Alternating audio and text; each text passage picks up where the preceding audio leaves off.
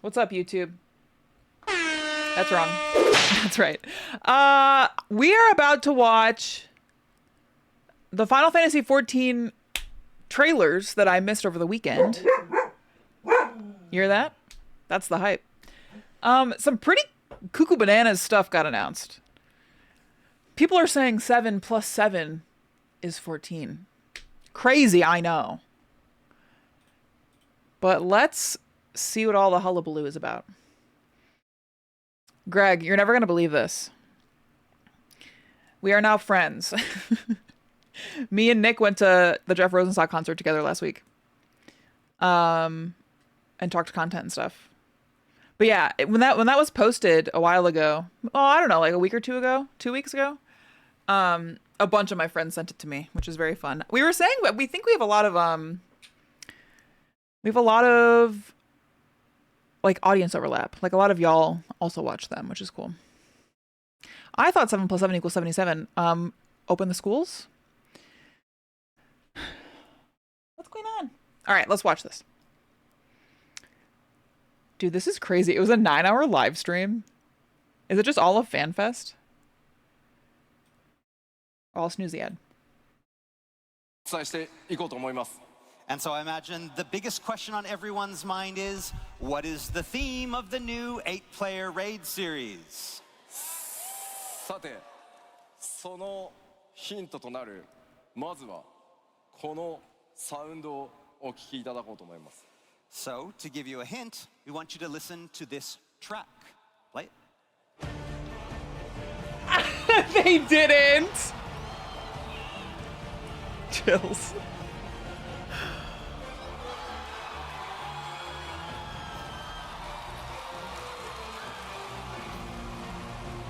Dude, I would be out of my seat. Yeah! Dude, that art goes sicko mode. How are they not pogging out of their minds? It gets the people going. X シリーズで、繰り広げられるのは、ファイナルファンタジー7リメイクシリーズとのクロスオーバー。コンテンツ名は Beyond the Life Stream と言います。For the upcoming 8-player raid, we'll be collaborating with Final Fantasy VII, the title of the raid being Beyond the Life Stream. A fascinating title, by the way. Thinking of Rebirth and the implications. Yeah, what is his armor? Is it the new class?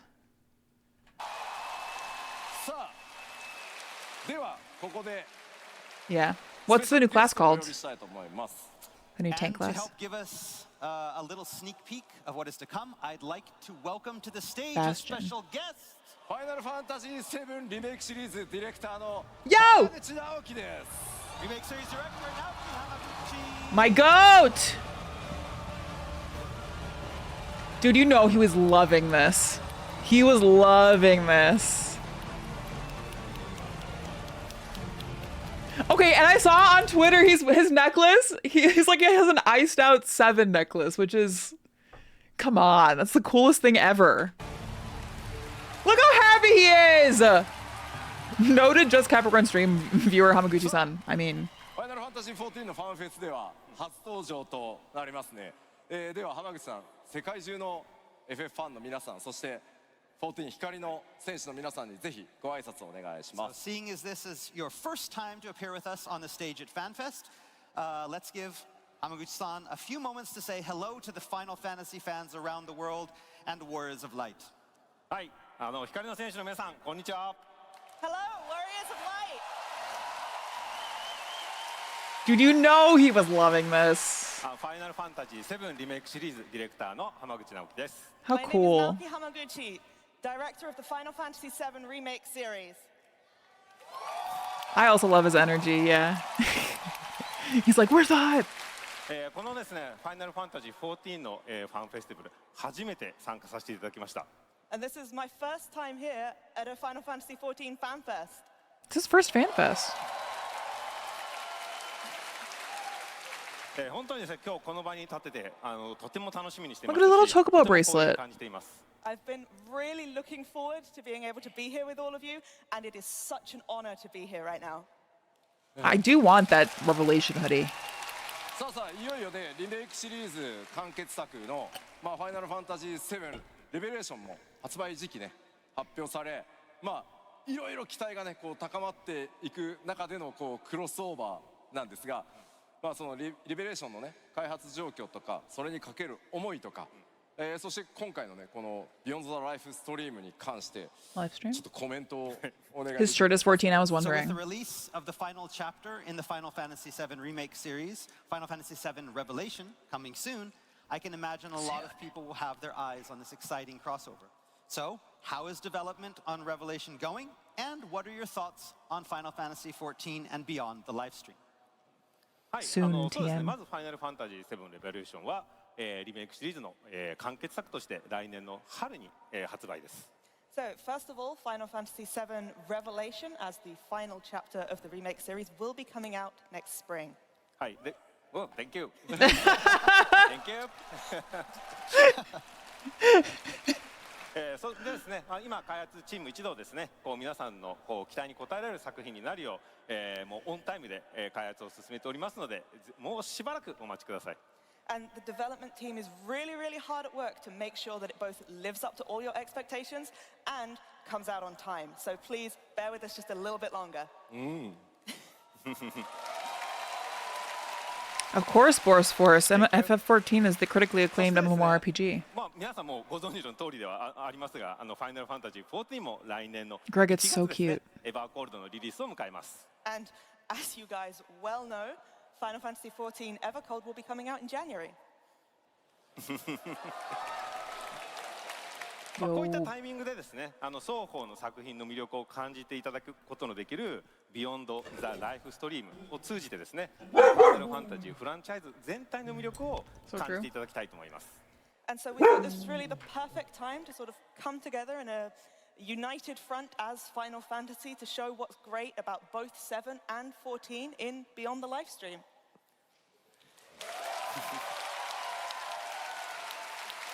はい、でもちろんですね、この、プロジェクトは両チームで力を合わせて制作をしています。 And of course, both teams are really hard at work on making this happen. でコラボレーションという形で協力してやっていけることをとても嬉しく思っていますし、しっかりとしたものを作っていきます。 And I'm really delighted to be able to have this collaboration with the 14 team, so we want to make sure that we're putting something really special together. じゃあせっかくなのでレイドの詳細もうちょっとお伝えしましょう All right, so because you're here, let's take a closer look at some of those crossover details. Let's. タイトルはね Beyond the Life Stream で All right, so the title, Beyond the live stream. 8.01 から、Also, for those asking, I have not played 14 ever. I've like dabbled with friends before, but like never in an earnest way or understood any of the story before. I will not be rushing to get caught up before this because that's insane and probably not very possible. And I know a bunch of you are going to be like, well, actually, it is possible if you like, girl, I'm going to be able to take my time and enjoy this video game. So that being said, I have plenty of other stuff I need to get done that's going to be crunch time anyway before Revelation comes out. All that being said, I will eventually dedicate this stream in total to 14 at some point. スタートになります。8.1じゃないですよ。8.01ですよ。 Again, starting in 8.01, not 8.1, 8.01. 全3回のレイドシリーズとして、今回もや Hello, っていきます。 And again, the collab will feature 3 full tiers. そして先ほどねお伝えした通り、ノーマル、新しいなん That's the thing is I already don't have a life. And I already really don't, except for like the past weekend, I really don't do stuff outside of this job. So there's no physical way for me to get caught up. サベージの3つの難度でお届けしてまいります。 And again, it will feature the 3 difficulty levels, the normal, the new difficulty, and savage. 光の戦士の皆さんがですね、思う存分楽しめるように開発を進めて What お are ります。 tiers, guys? Again, we're developing it so every warrior of light can enjoy the content. そしてですね、 I do need a clone. 気になるストーリー、シナリオなんですが、もちろんね、浜口さんにもいろいろ協力していただいてはいるんですが、 Sets of 4 So again, now as fights. for the storyline, the main scenario, we Hamaguchi-san here has been helping us out a lot with this. こうなっております。 And this is how it's going to go. Najima. Wow. 今回ですね、こう14チームからですね、この提案を受けたときに結構あのキャラクターも I can't get over the chocobo bracelet. こんな展開をしたいみたいなものすごく高い熱量を感じました。 So when we first got the proposal from the 14 team, we really felt a lot of passion. It was like, so we're going to have this character, and then if we could have this character, and then maybe this kind of twist, this could be great. まあだったらですね、やっぱこう我々のチームとしてもですね、本気でやっぱこれに向き合ってですね、シナリオライターとしては鳥山元夢を、参加してもらってます。 And then we were like, okay, well, you know, we've got to take this seriously too. So as a scenario writer, we have Motomo Toriyama-san taking part as well. Good で girl. もちろんシナリオの監修には野島さんにも参加していただいているので、セブンらしい世界観やキャラクター性っていうのもしっかりと守って感じていただけるようなものになっております。 And goes without saying as well that Kazushige Nojima-san will be supervising the story to make sure that everything really feels true to both the characters and world of Seven. That's ま cool. あそしてもちろんね気になるデザインね So when we talk about the art design, was who involved with it? Dude. はい。もちろんデザイン面に関しては野村哲也もし Now I'm thinking about his design of Sephiroth and how it appeared on the magic cards and how it's going to appear in this raid because it's going to come out before Revelation. Like, are we going to get more insight into what Sephiroth looks like and how they're like slightly altering his appearance in 14 before Revelation comes out? Especially because Nomura is on board? しっかりと監修に参加をしております。 Of course, Tetsuya Nomura-san is taking a hands-on role in supervising the art That's design. so cool. で当然登場のキャラクター、ボスのデザインまで含めて、やっぱファイナルファンタジー14の中でもファイナルファンタジー7らしさをしっかり感じてもらえるようなそんな監修をしっかり重ねています。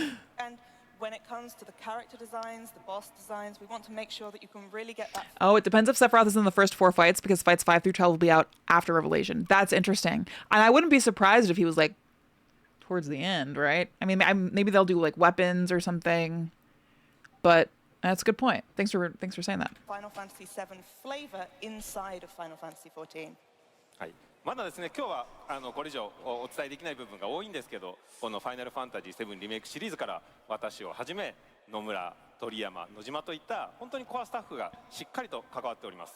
I'm afraid I can't go into much more detail today, but I do want to just let you know that the core members of the team from the Final Fantasy VII Remake series, so that's myself, that's Toriyama-san, Nojima-san, Nomura-san, we are all heavily involved in this. はい。なのでファイナルファンタジー7のファンはもちろんですけど、ファイナルファンタジー14の皆さんにもしっかりと楽しんでいただける内容になっています。 So this is something that I guarantee both Final Fantasy VII fans and Final Fantasy XIV fans are really going to enjoy. まあ今 Hype. Someone said this means a possibility of a Rude Reno duo fight. God, the possibilities really are endless.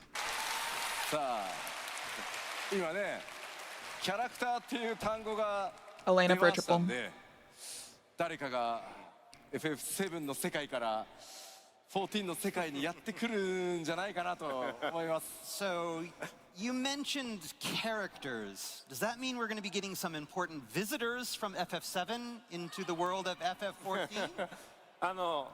皆さん誰が来てほしいですか？ Who do you guys want to see? Tifa. Sephiroth. Reeve Twesty. This'll hurt. 最初こうファイナルファンタジー14のチームからもなんかこのキャラクターとこのキャラクターを出したいみたいな提案ももちろん We did, of course, have plenty of initial requests from the 14 team about we want this character, this character.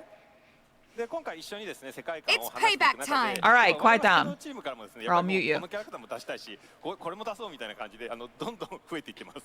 And then as we were talking about the kind of lore, the setting where we were going this, our team was like, actually, can we put this one in too? What about this one? It's cool to hear that they're like they seem like kids in a candy store with this, you know? Like it's so fun for them that they want to put everything in. I don't know. It's good vibes. でもね、本当にちょっと開発チームには苦労をかけてるんですけど、まあそれだけでも両チームがですね、すごい強い熱量で取り組んでいます。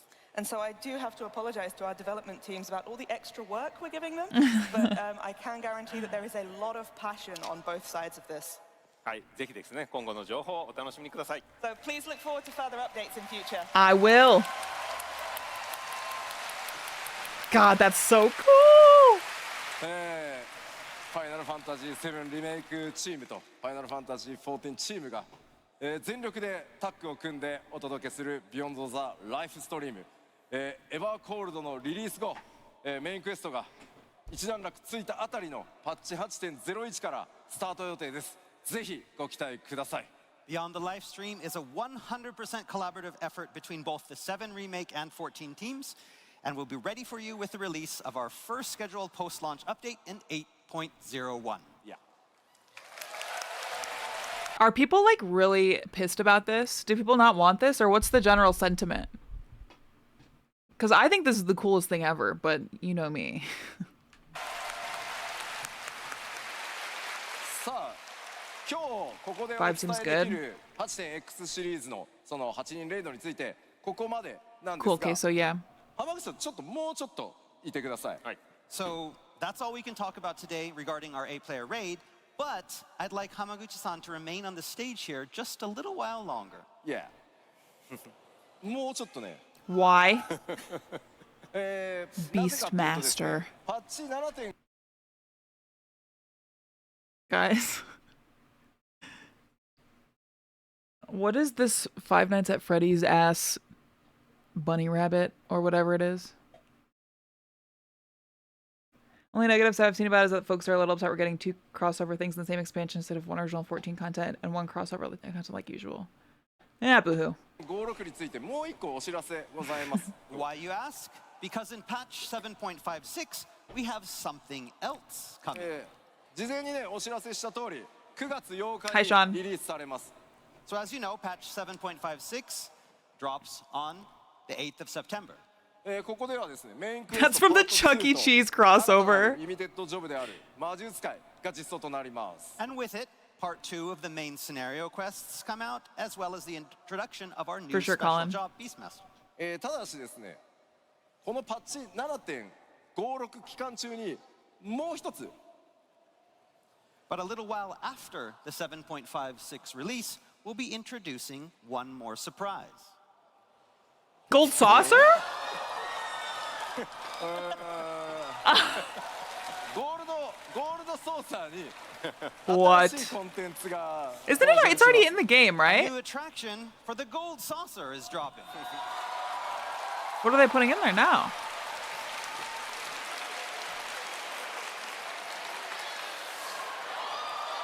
I mean, it's the one from Rebirth. あれでもこれなんかファイナルファンタジー7のゴールドソーサーですよね。 But this is the Final Fantasy VII Gold Saucer? Yeah. あーうんまあでもよく見るとあれエオルゼアの NPC だよ。 And if you look at it, you can see some, the Eorzean font there at the bottom. So it's これはあれですか、ファイナルファンタジー14のゴールドソーサーの中にファイナルファンタジー7のゴールドソーサーを持ってきたっていうことなんですか？ So are you telling me that you've taken the Final Fantasy VII Gold Saucer and you've put it inside the Final Fantasy XIV Gold Saucer? まあせっかくね、オリジナルのゴールドソーサーがありますからセブンには、こちらでね繰り広げられるコンテンツがこちらになっております。 and we had to take inspiration from somewhere, and that's the original FF7 gold saucer. So our new content, we'd like to announce. This. なんだこれ This is what actually is going to get me to play the game. I'm not kidding. This is like, I care a lot about this. I love typing games, and this is a Final Fantasy VII re-trilogy typing game. Imagine the music they're going to put to this. Imagine the raid music in general, of course, but the typing minigame music, you know? このコンテンツ新しいゴールドソーサーのコンテンツ名前を、キーバウンドブローラーと言います。 And the name of the new attraction. So this is in the gold saucer. Is that what this is? This was hands down the most left field thing, and I was losing my mind over it. It's pretty cool. Typing of the there are so many wonderful, excellent typing games. I'm excited. Action is Keybound Brawler. これはあれですか？タイピングゲームですか？ Is this a typing game? Yeah. Yes. そうこれ、最大4人で、マルチプレイに対応したタイピングゲームです。 That's right. It's an online typing game that can be played with up to 4 players. I'm gonna kick all of your guys' asses. FF14 のチームは発想がものすごく面白いですね。I just want to say that the rich imagination of the 14 team is inspiring. こうファイナルファンタジー14のゴールドソーサーとファイナルファンタジー7のゴールドソーサーを合わせるとタイピングゲーム。You know, you go, so we've got the Final Fantasy 7 Gold Saucer plus the Final Fantasy 14 Gold Saucer equals typing game. ちょっと私の考えにはない。I mean, I didn't quite follow that train of thought, but まあまあまあ。You know, Gucci is like, I don't know, man. But we're doing it. 皆さんだってキーボード持ってるでしょ？ I mean, everybody has a keyboard, right? ねえ。まあほら。Console players in shambles. チャットが苦手な人もいるじゃん。 And some people aren't that, that good at chatting with the keyboard, so でも練習しようよ。 now you can practice. こちらのコンテンツ公開日は10月28日に。Yeah, I love theater rhythm. Yeah. This new Hi, Four attraction Eyes. is the Gold Saucer on October 28th. なのでパッチ 7.56 はこう断続的にコンテンツリリースが続いていきます。 And then you can expect regular updates from then on. Sick. Okay, so. このキーバウンドブローラー、今お話しした通り、 Ooh, if they put out a themed keyboard, I'm unfortunately gonna have to buy that shit. キーボードを使って遊ぶタイピングゲーム第1弾です。 So Keybound Brawler is the first in a series of typing challenges that we have planned. More? その第1弾のテーマがファイナルファンタジー7になってると。 The theme for our first challenge just so happens to be FF7. What? 行かない。なんの？ I need to know who proposed it. 言っても。 Oh. ファイナルファン登場するね。エリアとか敵、ボスも FF7 から登場するんですが。 So you can expect lots of locations, enemies, bosses. I think you mean thankfully. Yeah, you can put it on a throne. That reminds me, this is totally random, but I was thinking about it earlier and started doing it. But I found a website that a lot of like lifestyle influencers use basically to like list products that they like that they can like earn commission on if their viewers buy it. So I might make one if you guys are curious, like what makeup I wear on stream or like what my gear is. Or like what my travel bag has, or just like random shit that I buy. And then if you guys also want to buy it, then I get like however many % commission. So I'm going to make one and I'll send that to y'all. Hello, Zero Lenny. I was watching your stream today, just so you know. Jess, would you rather have a final son or a fantasy daughter? Both, obviously. I was watching you create your Pibble in Dark Souls 2, and I was amazed when you put the nose on him. When you put the nose on him, I lost it. Etc. from the game. タイピングして敵を攻撃する時の I got you, Dagger. I got you. FF7 に関連するものだらけです。 So you'll also need to brush up on your FF7 And thank you. vocabulary as you'll need to type those words to attack the enemies. Girl, なので FF7 の中 I'm gonna be so good at this. 単語とか固有名詞たくさん出てくるので Lenny, you play 14. That's very exciting to me. So many of my friends that like I don't know play 14 do play 14. So I will get into it and we can all play. What camera do you use? I use a Sony A5100 with a Sigma lens. What the Sigma? And again, there's a lot of I'll put it all on my specific site when I words to FF7. finish that. ぜひ覚えてください。 So it's time to brush up. まあこのキーワードブローラーというコンテンツですね。こうやってコラボレーションと、親和性が非常に高いので、第2弾、第3弾またテーマを変えて、お届けしていこうかなと思ってます。This type of game happens to be well suited to collaborations, making it easy to swap in different themes. まあこういったシステムを作ったことによってクイズバトルとかそういったものも作れるようになるので、まあキーボードを使って遊んでいくものを今後もいろいろ考えていきたいなと思ってます。I mean, we can use it for things such as like maybe trivia battles or quiz battles. Things again, because this is a system that allows us to utilize our keyboard in these type of mini games. It gives us the foundation for lots of things moving forward. まあこの第1弾が今回はファイナルファンタジー7でお届けいたします。 And again, that first thing being Final Fantasy VII collab. じゃあこれって例えば他のファイナルファンタジーのナンバリングだったりとか、まあ、ドラゴンクエストだったりとか、なんかテーマを切り替えれるってことですか？ Thanks, Kensworth. What you're saying is you could do another mainline Final Fantasy or even a Dragon Quest? Yes. いやいや Yo? そうですね。なのでステージとか敵のデザインとかキーワードを変えて報酬もねそれに合わせて用意したりすることで、まあいろんな世界観それからね、コンテンツ展開していきたいなと思ってます。他の会社様でもご興味あるところ連絡お待ちしております。Again, we can always add new vocabulary as well as appropriate prizes. This system, again, gives us this foundation for a lot of different collab opportunities moving forward. So if you happen, and it doesn't even have to be a game company. So if you're a company that wants to work with Final Fantasy XIV and have a typing game, please send us an email. あ、なるほど。じゃあ、あれなんですね。なんか我々のチームに結構報酬の慣習が多くあったんですけど、それってこれ用のやつだったんですね。Now you come to mention it, actually, we have had quite a few requests in our team to review rewards. Is this where they're going to be used? まあもちろんリワードたくさん欲しいですもんね。Again, you know, if you're going to be playing this game, you're going to want rewards for what you do. So, モデルの協力とかね、監修本当にありがとうございました。 again, I want to extend my thanks to the FF7 team for all of their help with the supervision and modeling. キーバウンドブローラー第1弾の報酬の目玉こちらです。 But talking about rewards, this is what you'll all be keybound brawling for first. Shut up.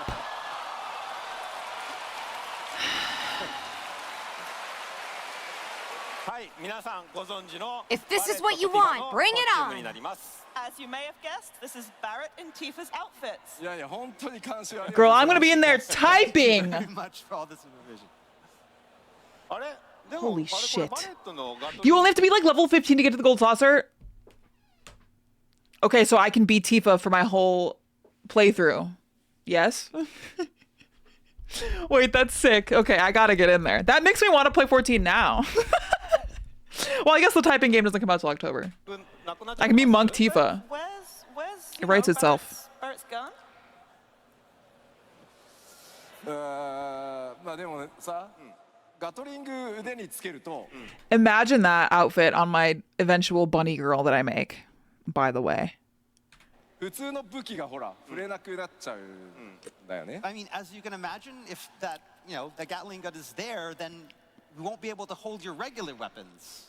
あーなるほどね。まあちょっと残念ですけど、まあわかります。 Show me the Buster Sword. I get it. It's kind of a shame. まあなので、ファッションアクセサリーとしてご用意しました。 Well, we couldn't just leave it out, so we made it a fashion accessory.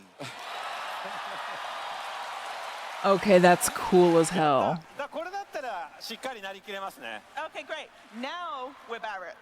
フ Yeah. ァッションアクセサリーなので、ちゃんと撃てるようになってますんで。 And because it's a fashion accessory, it will be able to fire. So, はい。というわけで、キーバウンドブローラー報酬も盛りだくさんで、皆さ I んの bet the Buster Sword will be a drop in the raids, 期 right? 待してます。 all right, so there are a lot of great prizes available to win. Maybe. So break out your keyboards and get ready. I'm ready, こちらの baby. タイピングの練習にも Get me in there. And there's no better way to practice your touch typing. はい。はい、もう本当素晴らしい発表ありがとうございます。 So, again, thanks for the wonderful announcement there. もうビヨンドザライフストリームだけじゃなくてですね、タイピングまでファイナルファンタジーのコラボとなりました。 So we've got a double Final Fantasy collaboration, not just with Beyond the Livestream, but also with a typing game. やっぱり同じファイナルファンタジーのシリーズとして両チームで一緒に盛り上げていきたいですね。So this is a great opportunity for both of our teams to come together as teams working on Final Fantasy to get the whole series going and hyped even more. まあなかなかねここまでの規模でシリーズ2つねナンバーを超えてこう連携して盛り上げていこうシリーズをみたいなのも初めての試みなので、すごく我々自身もエキサイト Really, Colin? What kind of art 楽し contest? みに待ってもらいたいなと What does that 思い mean? ます。 Again, it's been exciting to work with Hamaguchi-san on this collaboration and bringing our two projects together to create something that's very exciting for everyone. しかも2人とも偶然にもね名前が直樹なんですよね。 God, it's But more nice. importantly, the two of us have the same name, Naoki. まあスクエニ全体のね開発をどう盛り上げていくかみたいなところでも実はこの数年タイトルを離れても一緒にかなり仕事をする機会がありました。 The two of us have been able to work closely over the past several years, not just on Their energy together is like, the vibes are off the charts. games, but also to kind of bring Square Enix as a company into a new era. そうですね。お互いのプロジェクトだけじゃないところでいろんな関わりもありますし、今後さらに増えそうですね。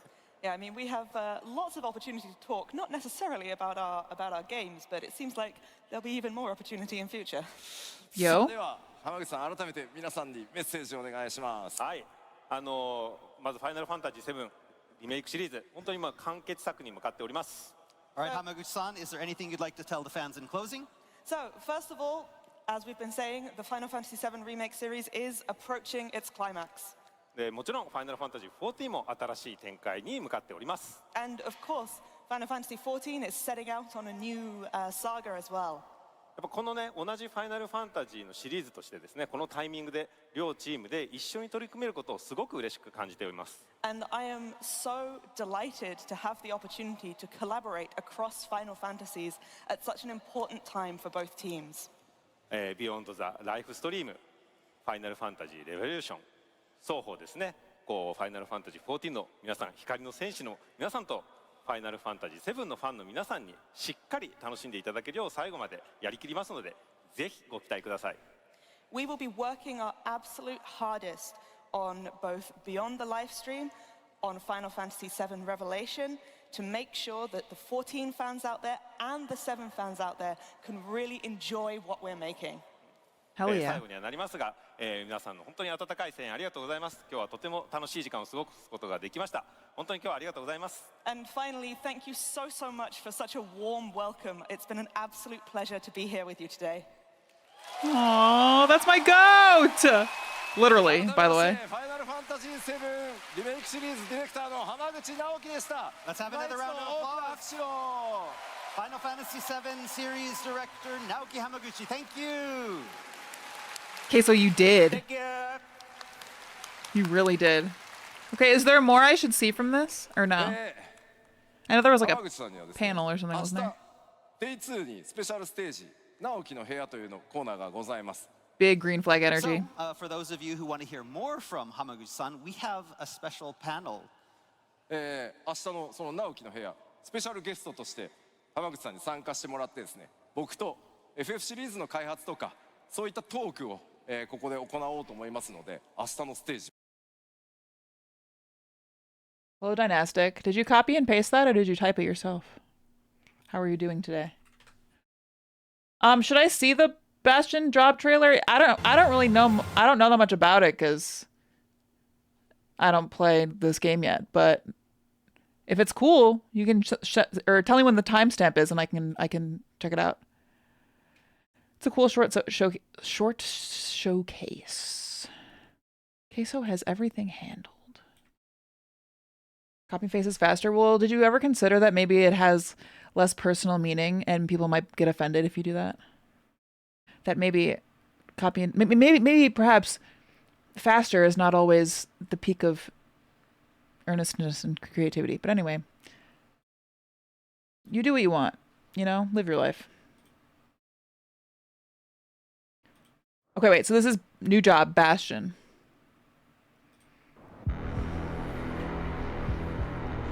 You guys said it's a tank class? Dude, beefy.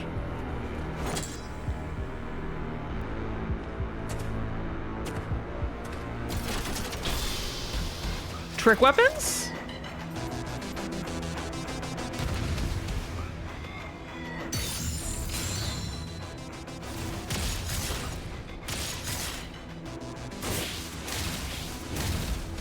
He does kind of have Steiner vibes in the facial region. Bible Terrier.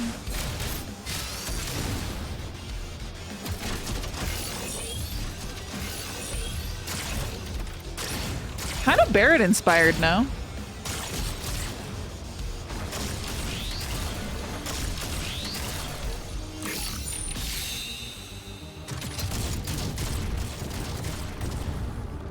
Okay, that's sick.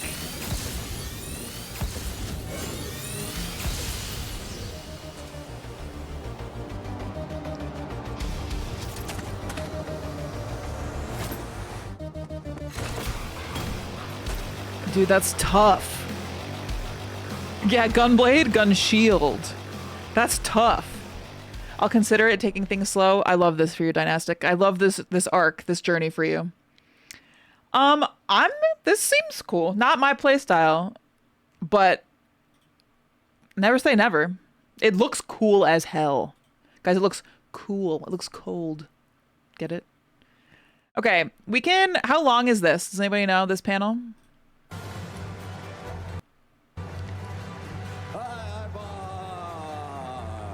Hi, T-Mac. For sure, we go. Now, Yoshida-san, of course, this is your room. This is I am your aware show, of the so Gunbreaker, please yeah. Take it away. Okay. Between that and the monk, it's like... That's all I want to play, really. Or the astrology one.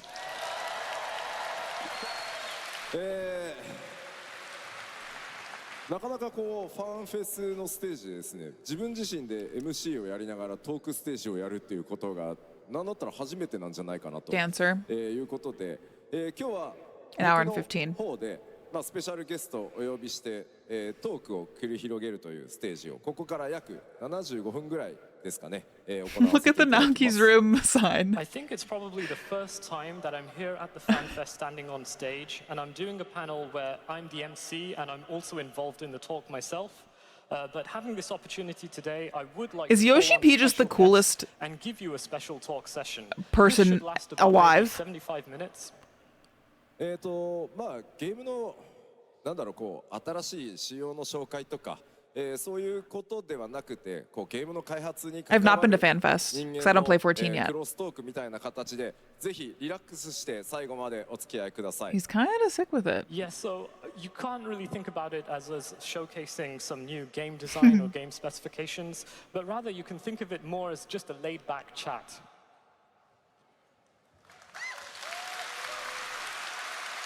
さあ、それでは、ナオキズルームなんですが、スペシャルゲストをお呼びしたいと思います。Okay, so it is Naoki's room, so I'd like to call on that special guest. ファイナルファンタジー7リメイクシリーズディレクター浜口直樹です。There he is, my man.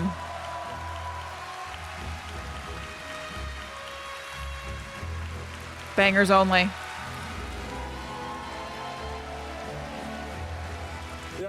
I need that shirt. I need all of his. I need all of his outfits. The high wind polo? Are you kidding? So Guys, I think those are the shoes he was wearing when he and I met. ask you for a short self-introduction. Hi, I'm game director of Final Fantasy 7 Remake Series. Thank you. 今日はですね、なんかだいたい Yeah, Max's Shinra polo. こう台本もありながらこういう風に喋ってくださいみたいなこと言われるんですけど。The 7 necklace is the coolest thing ever. I often have someone give me a script and say this is what we'd like I'm you to talk obsessed with about. that. もうなんか吉田さんと自由に喋ってくださいと、こう全くほぼ前のHamaguchi Fall Collection. 今日はもう生の声でできる限り限界ギリギリで話していきたいと思いますので、ぜひぜひよろしくお願いします。But today they just said, go up there and have a nice chat with Yoshida-san. So this is as close as possible to a real conversation. It's 14 style.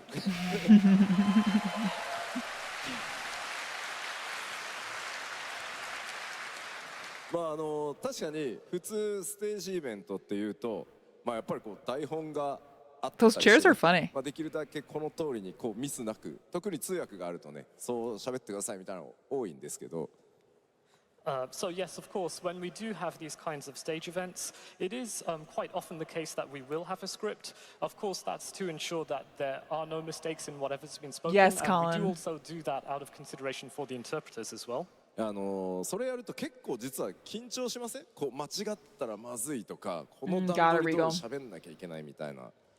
But, you know, if we do that, wouldn't that make you, like, more nervous?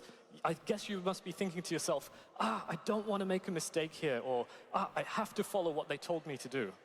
すごいわかります。私もなんかこの通りに喋ってくださいより、もう自由にやってくださいの方がすごいリラックスしますね。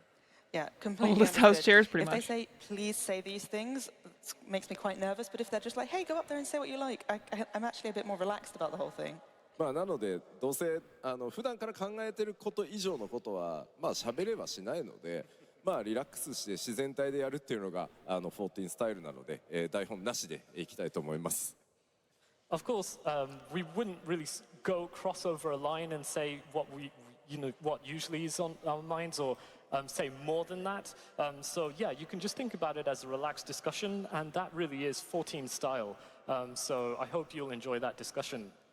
まあただ最悪なのはね、通訳の2人だけちょっと最悪だと思うんですけど、よろしくお願いします。そうね、確か But I think worst Truly case legend scenario, stagger, it might yeah. be quite tough for the interpreters here, but we appreciate your understanding about that. に、はい、よろしくお願いします。 I'll do my best.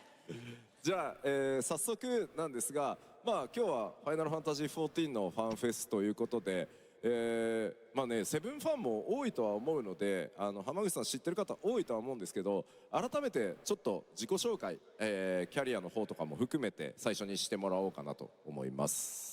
Of course, this is a Final Fantasy XIV fan festival, but I am sure that there are many Final Fantasy VII fans in the crowd, and a lot of you are probably already aware of Hamaguchi-san, but maybe you're not so familiar with his background, so I would like to take this opportunity to ask you, Hamaguchi-san, could you do like a quick self-introduction, including some key titles from your career? あ、でも先に聞いてみるか、セブンファン。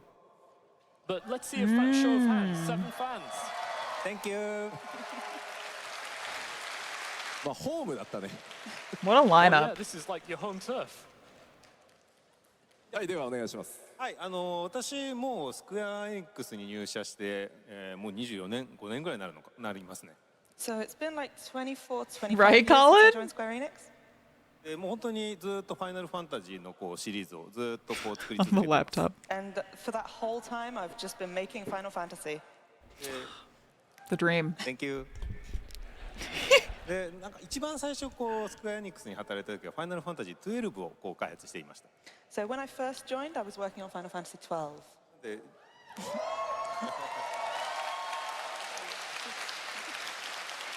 なんで実は吉田さんのチームのところの多くのスタッフは私の顔なじみであったりします。 And so I actually know a lot of Yoshida-san's team personally from that time. そうですね、クリエイティブスタジオ3は松野組と松野さん指揮するねチームがそのまま、僕スタッフ非常に多いので、まあ、12だったりタクティクスだったり、そういうチームだから本当だったらね一緒にやっててもおかしくないですよね。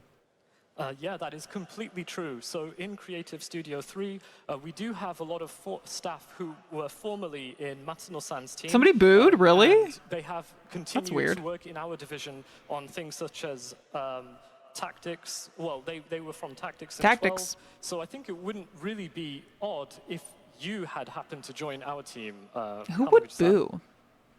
そうですね、本当その未来もあった They な。 just want attention, I think, 私は probably. その後ファイナルファンタジー13をですね、こう終わらせる、しっかりこう作り切るっていうところで、 Is sound okay, guys? そっちの北瀬さんの方にチームに移動したので、その流れですると今このファイナルファンタジー7リメイクシリーズを作る Regal. ことになったっていう感じですかね。 Yeah, thank you. Yeah, I think that would have been another version of my future, as it were. Cool. Thanks, what y'all. actually happened is that I really wanted to see the development of Final Fantasy 13 through to the end, so I ended up joining Kitase-san's team, and that path led me to where I am now, That's so working cool. on the Final Fantasy 7 Remake series. That's all. That's also. I can't. I'm in the wrong window. That's also like, I don't know. People talk all the time about how 13 is so influential to the 7 remake trilogy. especially combat wise, you know, with the stagger system and all that. And this is like, you know, it's so obvious when you see like the progression of the dev teams. Hi, Rhea. Yeah, looking at your career like this, you really look like an elite developer of Final Fantasy. そうまあ新卒からこう入ってもうずっとファイナルファンタジーのみをこう作り続けてると言ってもはい嘘ではないです。Yeah, I mean, it's Yeah, nice Wilbur, I know to say that's that the case I for joined sure. as a new grad, and then I've literally only developed Final Fantasy from then on. 一時期少しだけQ14 の時にこうプレイステーションの最適化がヘルプが欲しいんだって私数ヶ月入ってたこともあります。Although there was a very, very brief period for Final Fantasy XIV 1.0 where the team needed some help with some optimizations for PlayStation, where I came over for a few months. それさ、多分僕が入る前だよね。Okay, I think that was probably before I joined the team, wasn't it? その前でした。まあ僕は聞きかじっただけですよ。その僕がジョインする前だったから、まあ一緒にやってた某 K というプログラマーがいるじゃないですか。誰かすぐ分かると思うんですけど。Yes, I had heard a little bit about this, although it was before I joined the team. But I had heard that there was a certain programmer in the team. We can call them K, but they are quite well known internally. 彼にちらっと話を聞いたら、まあ一緒にこうその最適化手伝いに行ったけど動くわけねえって言ってたの。Yeah, I think Prasha maybe just meant like, or no, Prasha didn't say that. Whoever said, oh, it was Wilbo.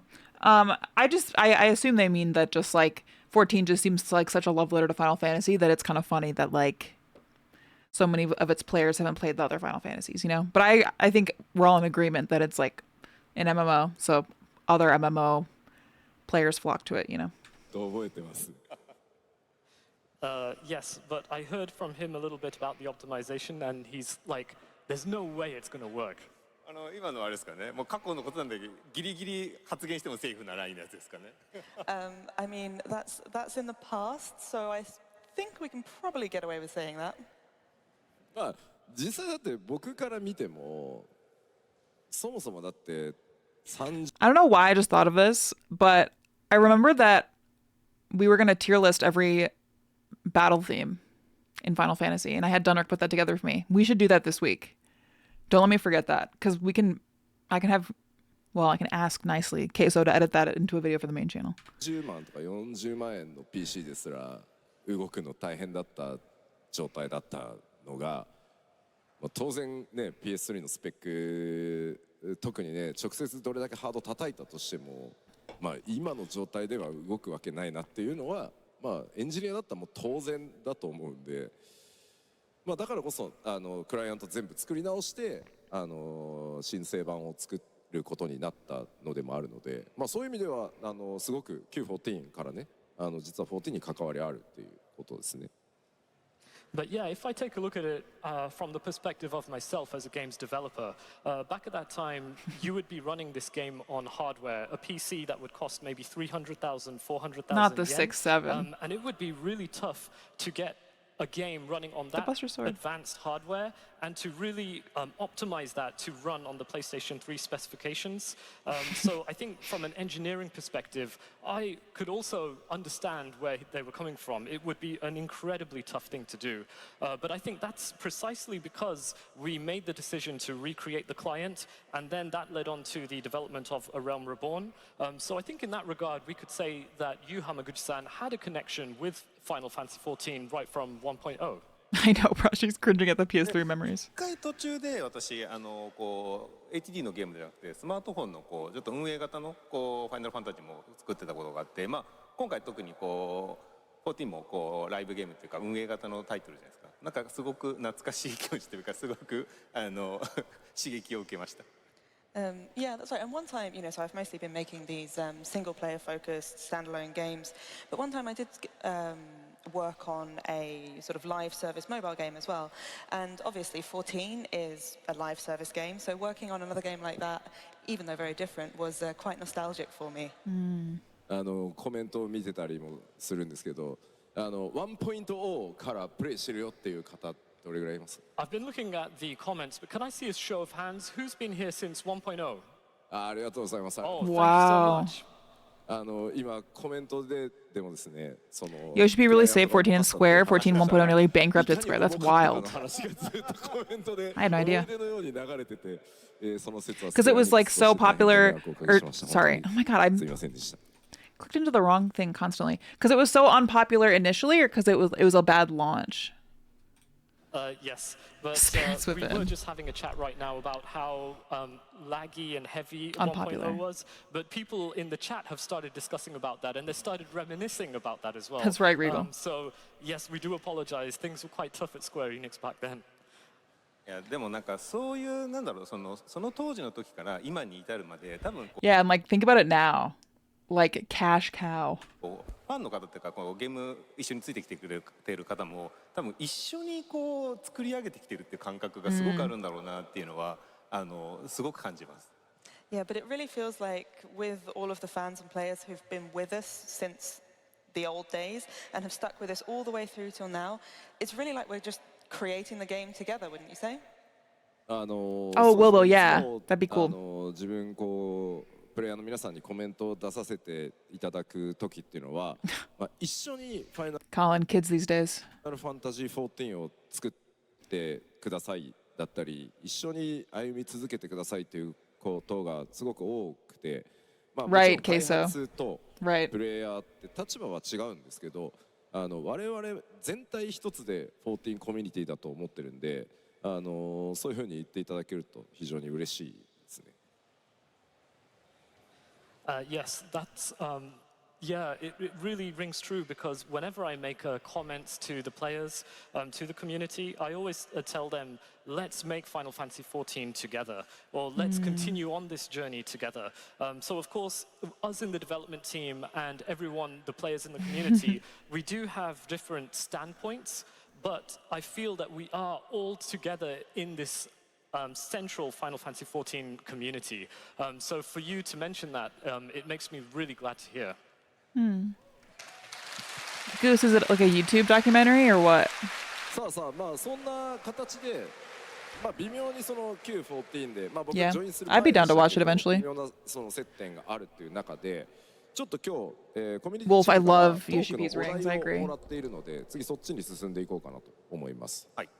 Oh, from Noclip. That's the same one Will As you mentioned. mentioned, you had a connection to 1.0, and that was before I joined the team, but I still think that you could say that we have that. Yeah, maybe when I play, like, when I get through ARR or something, when I get through ARR or something, we could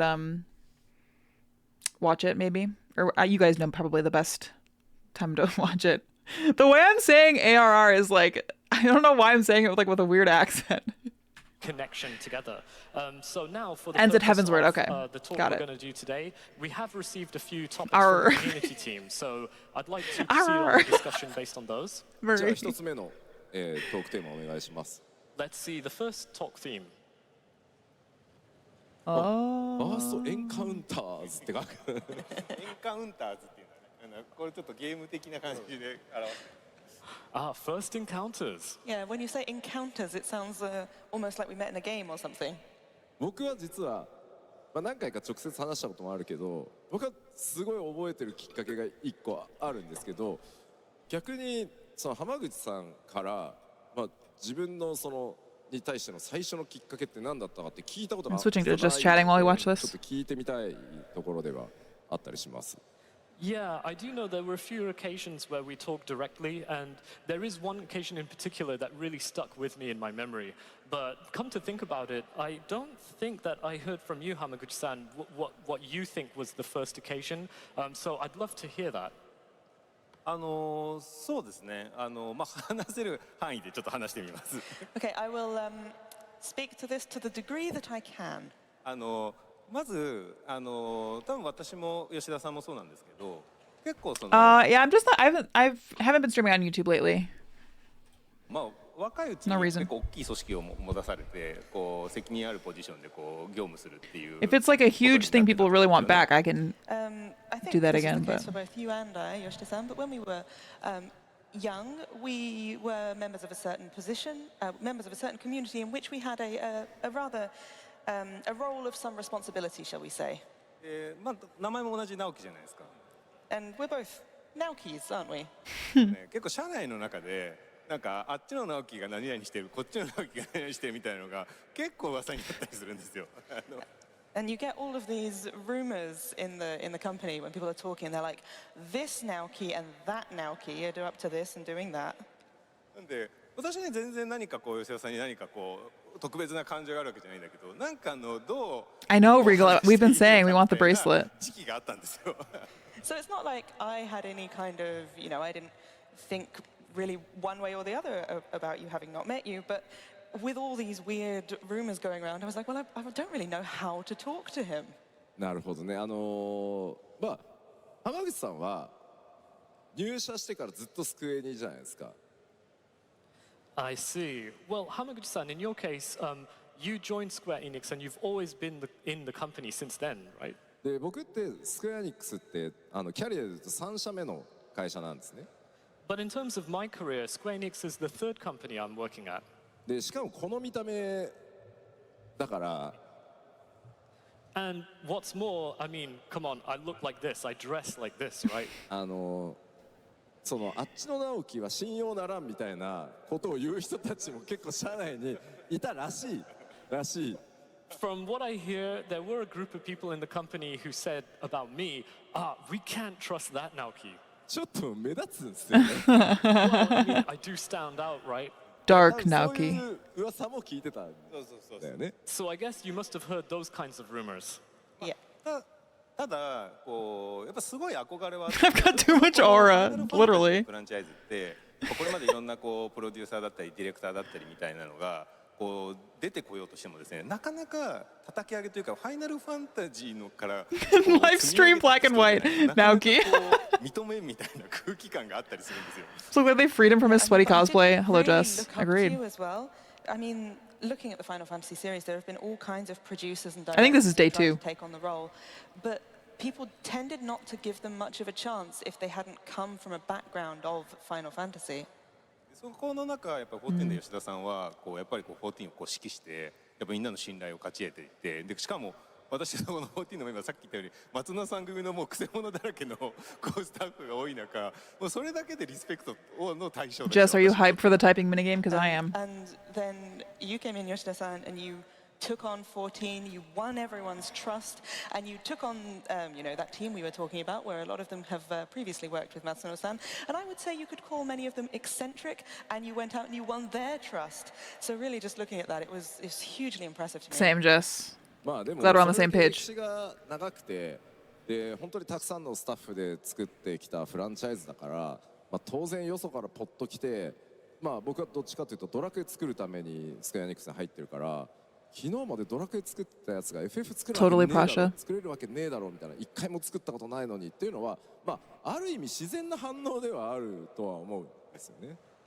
But yeah, of course, Final Fantasy is a franchise with such a long history. There are so many titles When someone can't spell and it wipes their whole party of 8, that's the shit I live for. A fucking men. in the franchise. That's and so for funny. an outsider to come like me, and especially in my case, I joined the company first to work on Dragon Quest. And so for me then to be in charge of a Final Fantasy title, I think so. it's perfectly natural to think that there would be some people who would be thinking, there's no way this guy would be able to make a Final Fantasy. Does he really know like his stuff? いやそんな中でまさに今浜口さんが言ったように FF って確かにまあゲームってディレクターって結局 Oh, 最終 Colin, 的には yeah. 一人しかいないからやっぱり相当周りの I wonder what my words per minute is. 打ちのけてというか信頼を勝ち取って上に行くしか方法がないのは確かなんですよ。 But like you mentioned, Hamaguchi-san, if for Final Fantasy, or in the case of any game, ultimately there is only one director.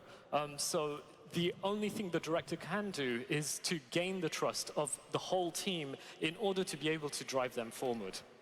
だからそんな中で、いくつ違うんでしょうっけ？私今46になりましたかね。6。じゃあ7つ違う。Oh, so I was wondering, how old are you? I'm 46. Oh, so 7 years difference? だからまあ当時のその14を担当したのが37歳って基礎コインでもちらっと言ったんですけど、その時点で30歳になったばっかりっていうことですよね。So I mentioned in the keynote that when I first started working on 14, I was 37 years old. So that means, Hamaguchi-san, you must have been 30 years old at the time. でもう目立つんですよやっぱり社内でも。But then, yeah, of course, I mean, I stand out in the company. 僕が覚えてるのはその、13シリーズが一段落して、まさにメビウスファイナルファンタジーをこう作る、企画がスタートしてこう開発がスタートしてっていう中で夜中に2時 Can I be in your guys' party 夜 or 中3時ぐらいに会社から帰ろうとしてで正面の入り口とかはもう全部閉まってるので本当に裏口の Whoa, 裏 look at 口みたいな this. ところからしか出れないんですよ。そこで It shows you your その午前3時にようや weak く仕事が spots. 終わって帰ろうとしてるところで直接差しで会ったのはそれが最初でした。So yes, I think back at the time, the first time that I met you it was around that time when your work had just been completed on the 13 series, and then you were working on Mobius Final Fantasy. You were starting the development of that. And I remember it was really late at night. It was like 3 in the morning, and both of us were just happened to be going home at that time. And the front entrance of the company was shut. So there was really only the back exit that was open, and it just so happened to be that both of us were there at the same time. で2人とも午前3 guys, how do I phrase this tweet? Raid party? What do I say? What is the verbiage? Sorry, 120 WM only.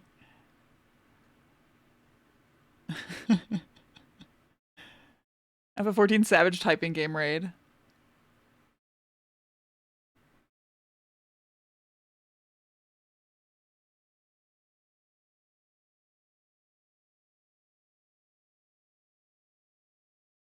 Be on the live stream, yeah.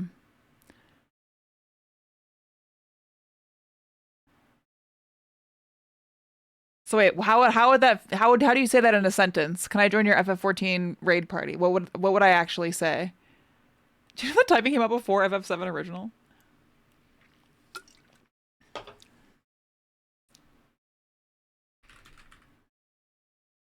Looking for static? Okay, thank you.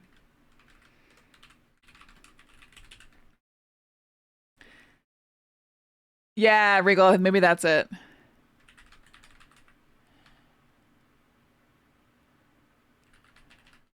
Subtext, I've been flirting with my FF14 arc for many moons. It's only coming to a head. And day by day.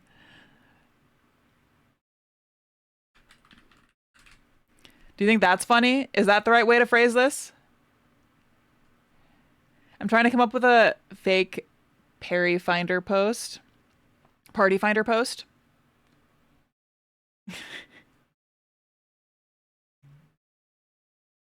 I just sent my typing speed to my friend saying, "Are you impressed?" And he replied saying, "I'm 120. What the fuck? All these people out here typing too fast. Jess, you're my fucking goat. What is this gibberish, Jessica?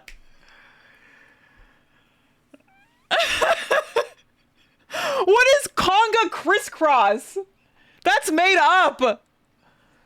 That's made up.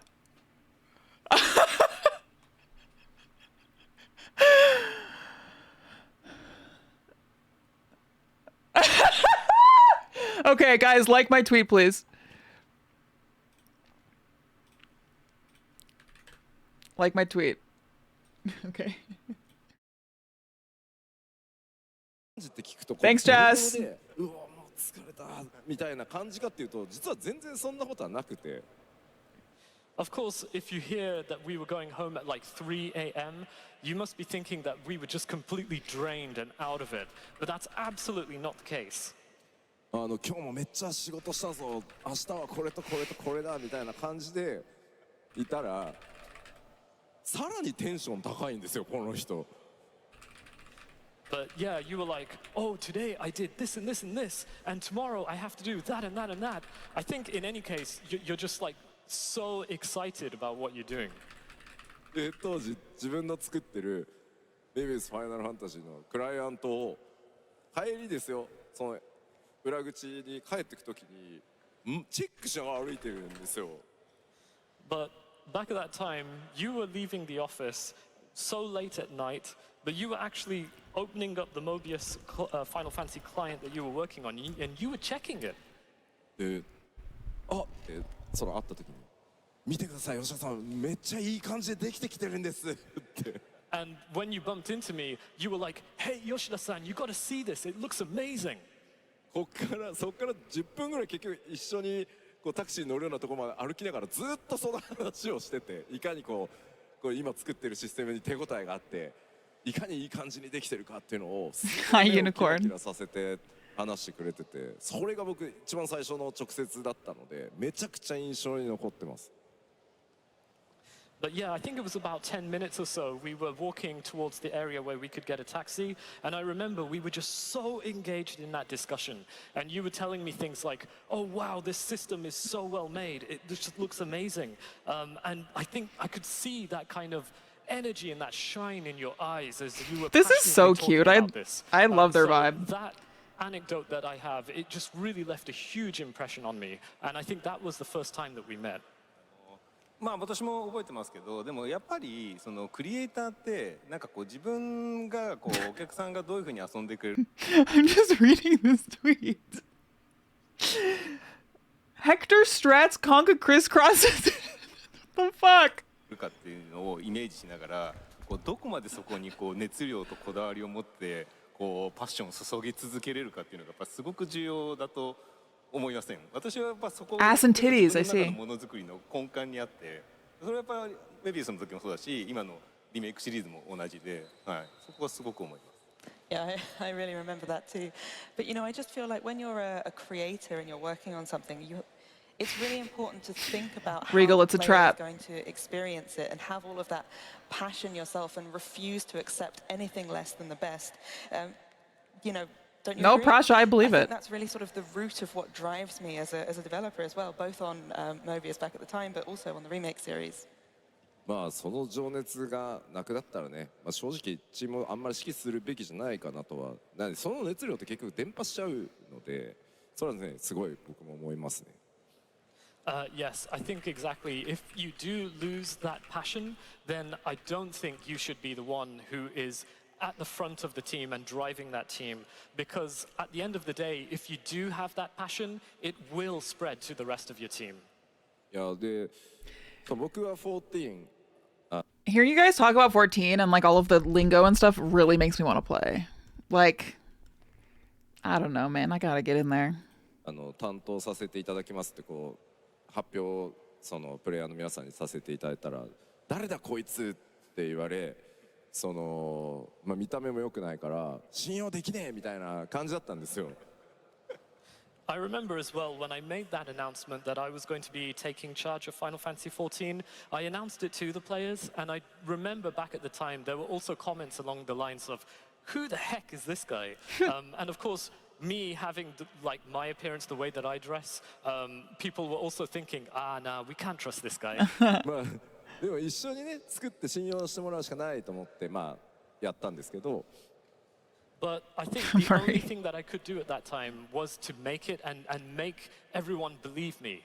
でも実は覚えてるのがセブンリメイクシリーズの一作目セブンリメイクの主要スタッフ Isn't it として cute 発表 subtext? された時に Double Naoki. まあネットを見てて We were saying it's light and dark Naoki, like the live stream, black and white. モバイルの FF しか作ってねえやつだろうみたいな書き込みを変な話されてるのを見たんですよ。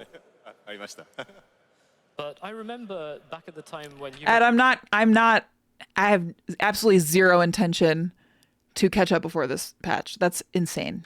I'm not doing that. For the first title in the 7 Or remake expansion, series, whatever it so is. Final Fantasy 7 Remake.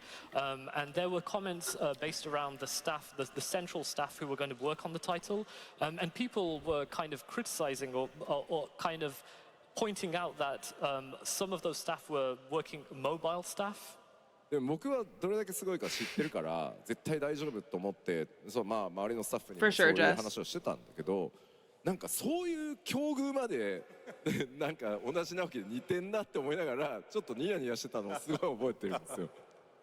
But yeah, I remember, but I knew how amazing you are and how amazing the team was. So I also told that to the rest. But I think it's just like such a coincidence that we're both Naokis and we were in such a similar position as well.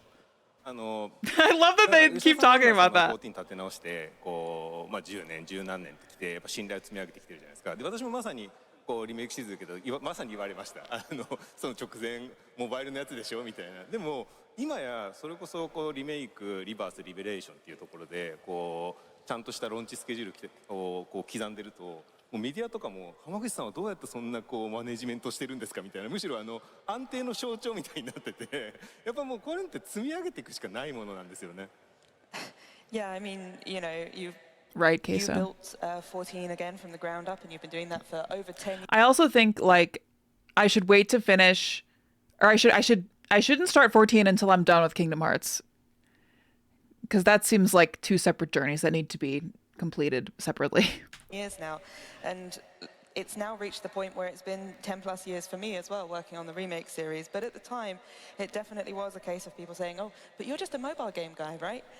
Now standing here and saying, well, it's remake, then rebirth, then revelation, and they're all hitting their launch windows, they're coming out on time. So I now have people from the media, journalists talking to me and saying, Hamaguchi-san, how do you do it? How do you manage your team? How are you doing this? And they're sort of looking at me as being this kind of symbol of stability. 間違いなく、チームマネージメント、タスクマネージメント、スケジュールマネージメントはスクエアエニックスでナンバーワンです。ぶっちぎりこの人が。Absolutely, without a doubt, this person here is absolute number one in Square Enix for team management, task management, and schedule management. Yo! An organized king! いやだってまあセブンリメイクシリーズ、まあ3部作。Jess, I can't wait. I can't wait. We're gonna Jess Max so hard.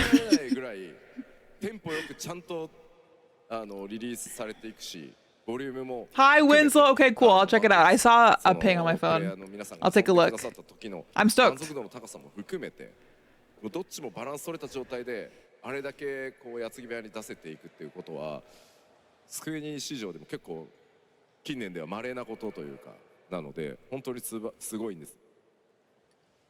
But I mean, come on, when we look at the Final Fantasy VII Remake series, it's being released as a trilogy, and for you to be able to release Final Fantasy titles at such a fast pace, but at the same time deliver such an incredible amount of volume that such a large amount of players are satisfied and maintaining that balance, I think in recent years for Square Enix that is quite rare. So I think that's an amazing thing that you're doing. じゃあちょっとここばっか話してると時間なくなっちゃうんで次行きましょう。But I think if we continue on this, we'll run out of time. So let's head on to the next topic. Headbutt Disco, thanks for the streak. 好きなゲーム。オーソドックスな。Yo, Mahjong. Where is Park and Harbor? 人生で最も影響あったゲームみたいなのってなんかありますか？ Oh, okay. The games we love. Well, how about, is there any title that had the biggest influence on you in your life? これも結構メディアでも伝えてて、しかも自社のタイトルになるんでちょっとあれですけど、やっぱ私がこの業界を目指したのってファイナルファンタジー6がこう Did you say Final Fantasy 6? きっかけでこの業界を目指したので、やっぱ未だにやっぱタイトルっていうのはずっと心に。Parky loves Mahjong. I've given this answer to a lot of media interviews as well, and it is also a Square Enix title, so apologies for that. But Final Fantasy VI is the reason that I wanted to work in games. That's cool. That's really That cool. always has a special place in my heart. ただこうよくあるのが同じメディアに同じような質問されてこれ答えると次の翌日には浜口直樹ファイナルファンタジー6リメイク決定みたいなのが書かれるから毎回違いますよっていうのは必ず念を押します。But every time I give that answer to a journalist or someone, the next day there's an article online saying, Hamaguchi will be remaking Final Fantasy VI. So I also say, no, I am not at the same time. いやいや That's awesome. まあ気持ちはねわかるんですけど考えてもみてくださいよ規模が Guys, Hamaguchi is remake. I'm just kidding. 半端じゃないんですよ。もう6もそうだし、まあ、8も9も7がリメイクされたんだからリメイクしてくれってわかるんですけど4部作とかね下手すると5部作とかになる可能性あるんですよ。Of course, I understand the feelings of the players, but you got to think about it. Look at Final Fantasy VI. It's such an incredibly huge game. The scale is just immense. And the same applies for other titles like Final Fantasy VIII, Final Fantasy IX. So of course now, since you're working on I was zoning out. 8?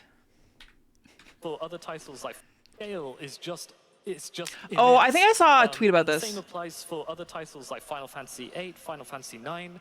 So of course now, since you're working on the Final Fantasy VII remake series, I do get that people would be asking for remakes of other titles. But if we did remake those other titles, we'd probably end up like having to release them in 4 installments, or maybe even 5 installments. このまあファイナルファンタジー7のリメイクを作っ And for the record, I don't want those to be remade. I think they're perfect as is. Unless they were to give it like the treatment they're doing to 7, which is like make it a sequel and change a bunch of stuff. But even then, I would rather get Final Fantasy 17. 5 what? 5 installments, I think they said. てやっぱこう思ったんですけど、もう本当に私 Or は are you 本当 just に exclaiming チーム like に見え 5? てやっぱりこう同じこう It makes sense though, because think of how much longer and how many different settings you go to in 8 than 7. Like think of like the quote unquote time travel stuff, like the flashbacks. I don't know. 3部作10年ぐらいをかけて作っていくところについてきてくれたチームがやっぱいたからやっぱ完成まで、まあ、まだリベレーションローンチしてないですけど、もう目前ですけど、走り切れたとはやっぱ本当に思ってるんですね。I really think, having worked on the Final Fantasy VII Remake series, that I am truly blessed with a wonderful team. They've Tag yourself. I'm big beefy guy thinking real hard. stuck with me for over 10 years working on 3 separate games that are a remake of a single game, and there's not many. The that bunny do is the that. obvious answer, okay? You know, we're not quite at the finish line yet. Revelation isn't out, but we're almost there, and I'm so grateful to them that we've been able to make it this far. これがなんかこう一作終わるたびにチーム解散してもう一回リビルドが Mahjong tiles. とてもじゃないけどやっぱ作れなかったなと思って。 Let it be known though, when I make my 14 character, it will be a Viera, okay? Hi Doc! Doc, are we playing Outer Wilds? How did it go? How did it go? Hi Raiders. Hello! We're just catching up on some FanFest stuff before we start playing Final Fantasy VII OG and Remake at the same time again. How's Outer Wilds? I have played that game. Big fan of Outer Wilds. Laughing my ass off, crashing my ship over and over. Hell fucking yeah, a rite of passage. It is pretty cool how like just the physics engine in that game is so cool. Welcome Raiders, welcome.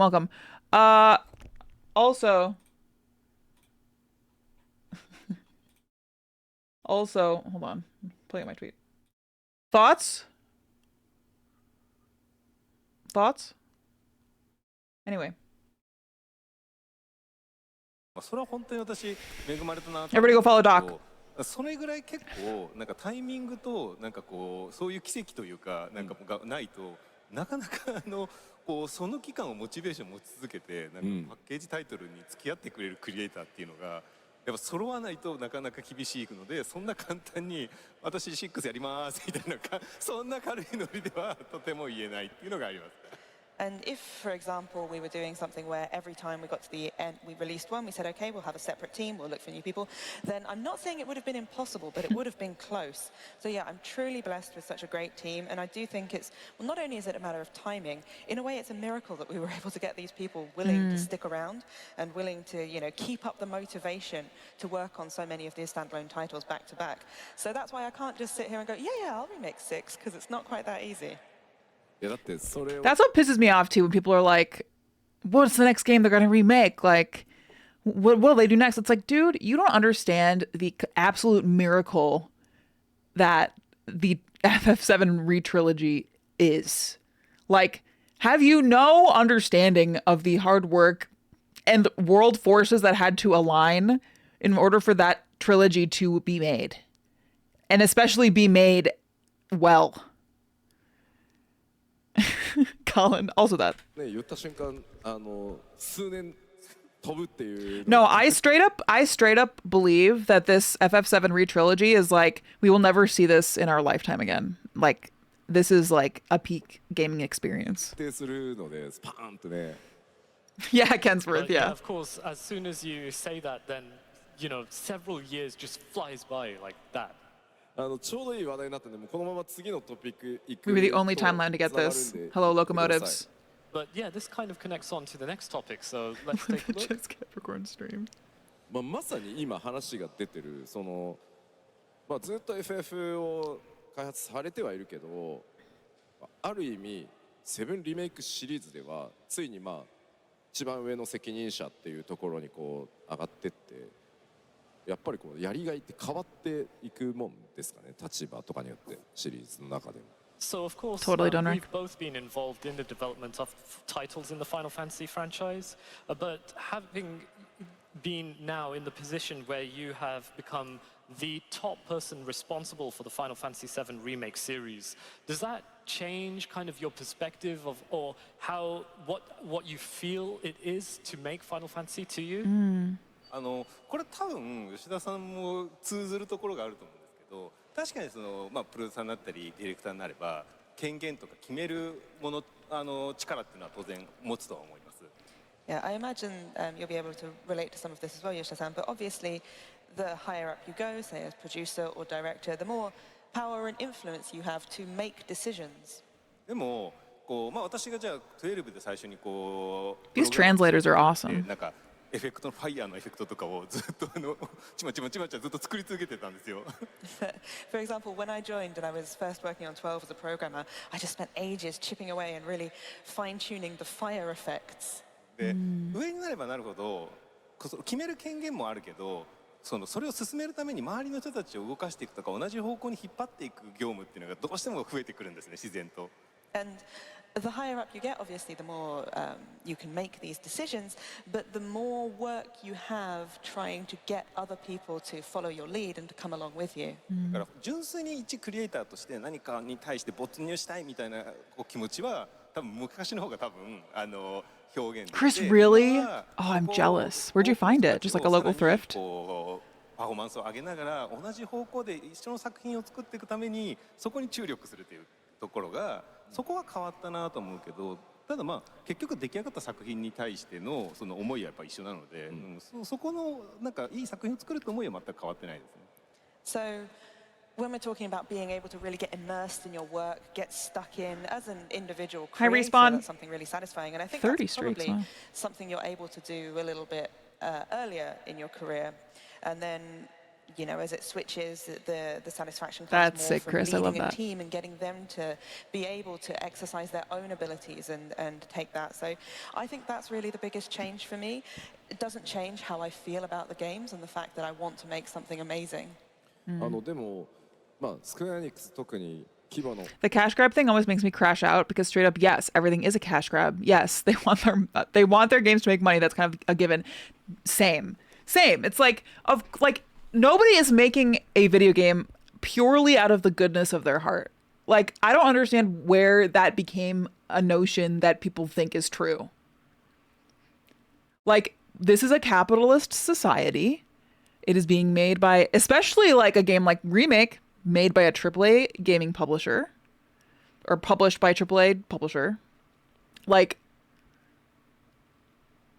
I don't know. It has to make money for them to make more video games. And the only way it's going to succeed is if it's actually made with heart and care, which it is, and they're masterpieces, and people still say they're cash grabs. 大きなゲームを作ることが多いので、特に職人気質のその開発者もすごく多い中で、やっぱり自分のアイデンティティって例えばエンジニアだったらコード書いて、まあ誰も動かせないものを動かしてやろうとか、すごくこう自分で実作業をすることにものすごくフォーカスする。まあもちろんそういう人たちがたくさんいるから成り立つんですけど、巨大なゲームもすごいゲームもそれ切り替わっていくわ。You can make things with passion and want those things to succeed financially, please. Just like the Jess Capricorn Twitch stream, am I right, guys? 自分が手を直接コードを書く時間っていうのがどうしても減るじゃない。そこはあまり抵抗はなかったんですか。I had to. So of course, I had to. Enix is a company that often makes very high-profile big games, and due to that, there's a lot of developers. Yeah! Thank you, Diddler, for 10 gifties. Thank you for sustaining my cash grab stream.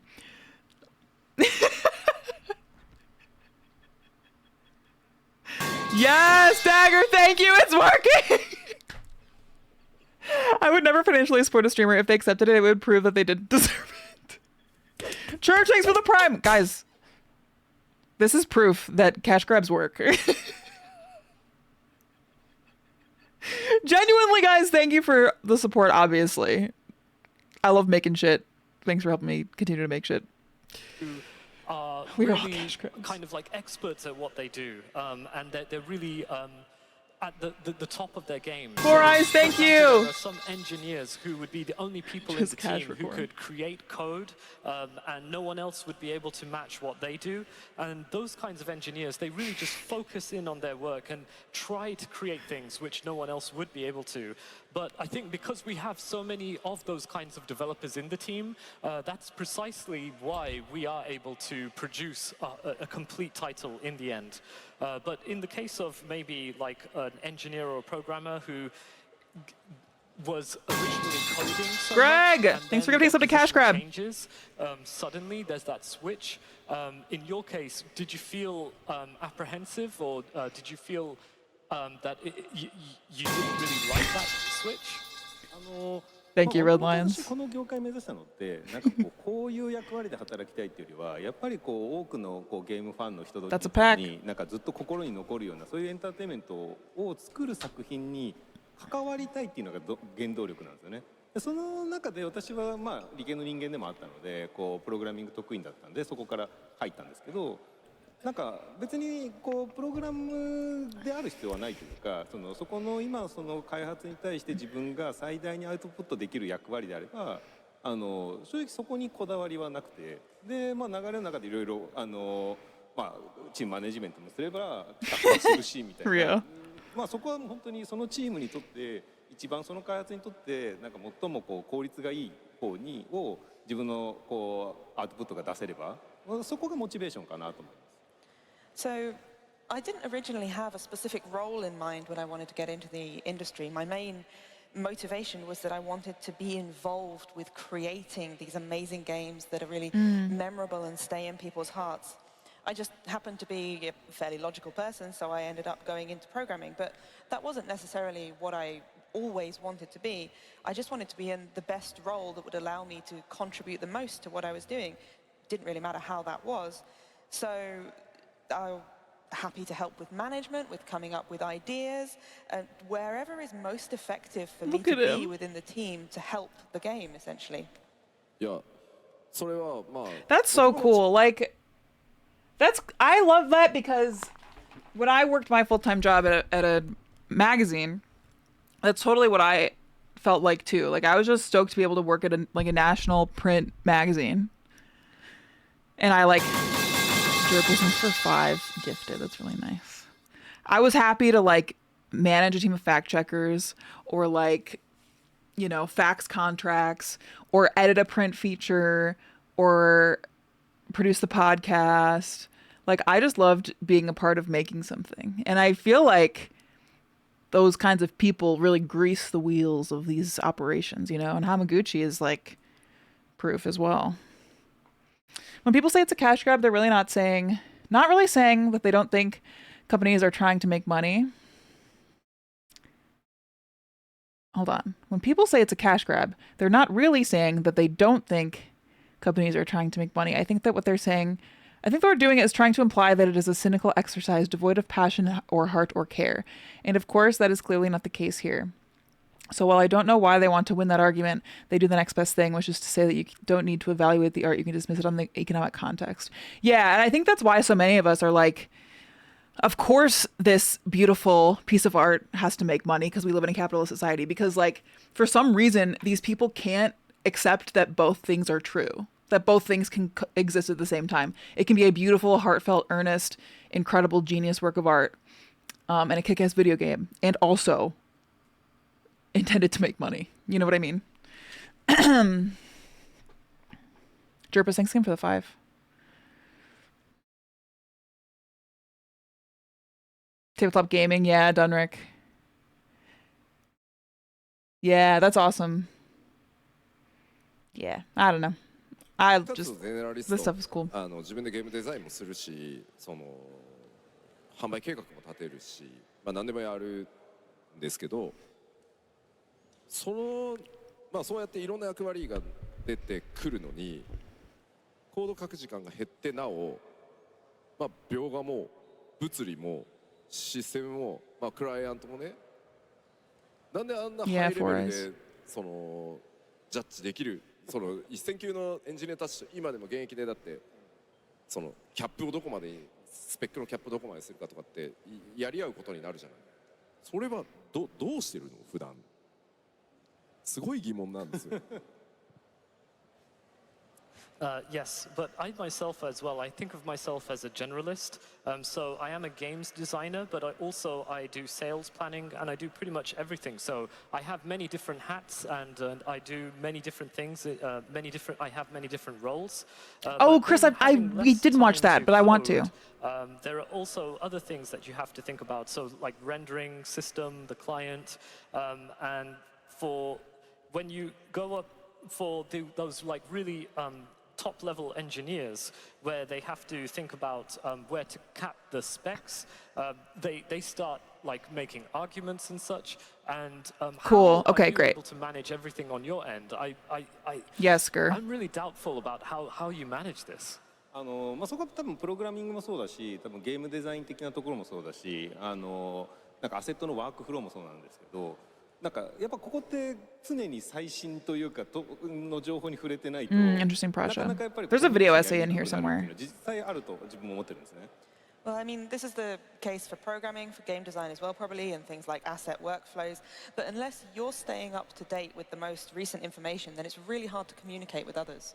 私はこれがいいのかどうかわかんないですけど、時間で解決というか、私あんまりこうそんなに睡眠長い方じゃなくてですね、もう体力の許す限り時間で解決するっていうのをやってます。I don't really know if this is a good way of doing it or not, but I am essentially just solving the problem by throwing time in it. I don't sleep very much, so as long as my physical health allows it, I shall resolve this issue with time. He sounds like a Capricorn. 等しく24時間しかないので、活動時間を伸ばし、睡眠時間を減らす。別にね、それであんまり苦じゃない。熱量がありますからね。But yeah, of course, us being humans, we only have 24 hours each day. So if we do need to do more, we can extend the time that we do have to work on things and then cut down on our sleep. And personally speaking, I'm not really fussed. It doesn't really bother me. 何の参考にもならない話だった。Still, thanks for 13.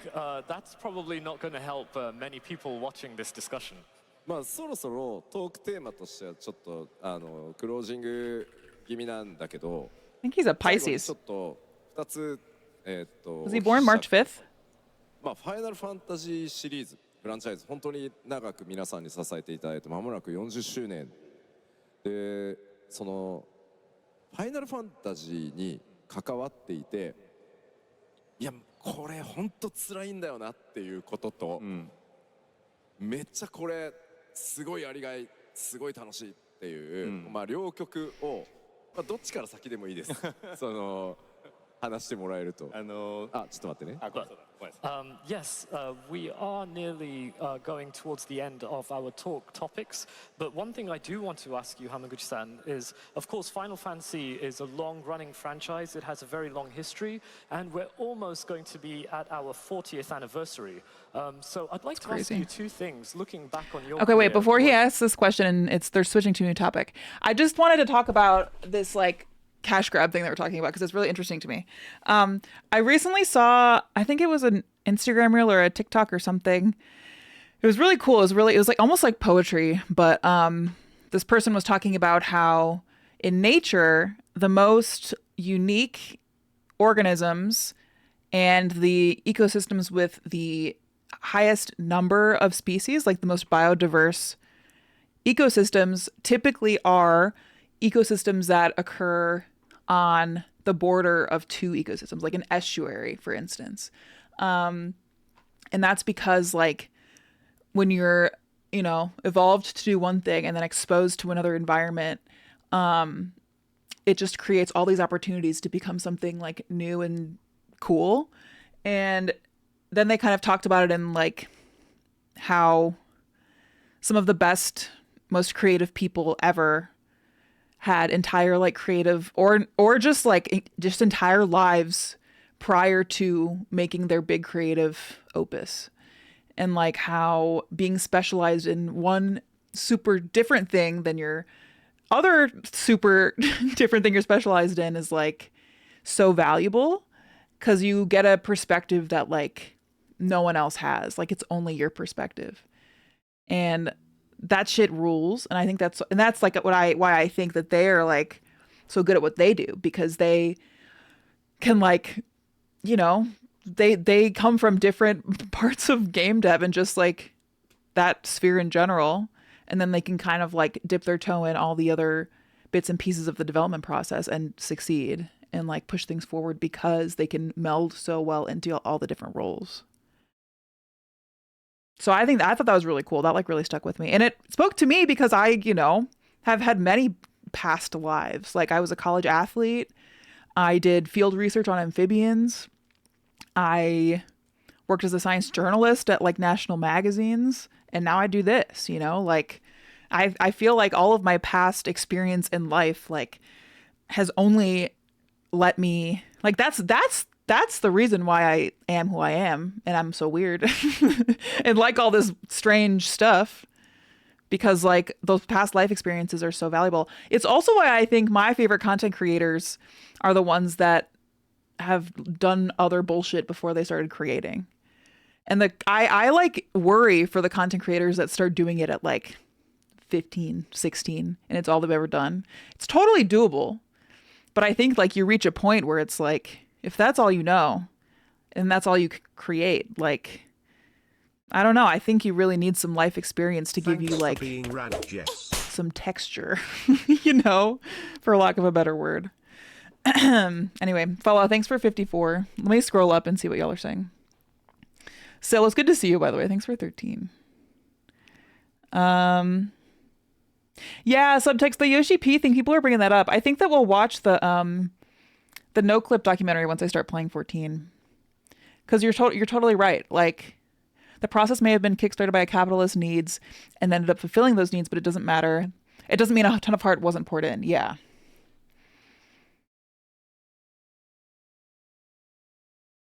So wonderful that you have that passion. The world is made better by people who care, but it's a double-edged sword in magazines and gaming and sports and so many other things. The fact that people are happy and proud to be in the industry is also the resource used to exploit them. Totally.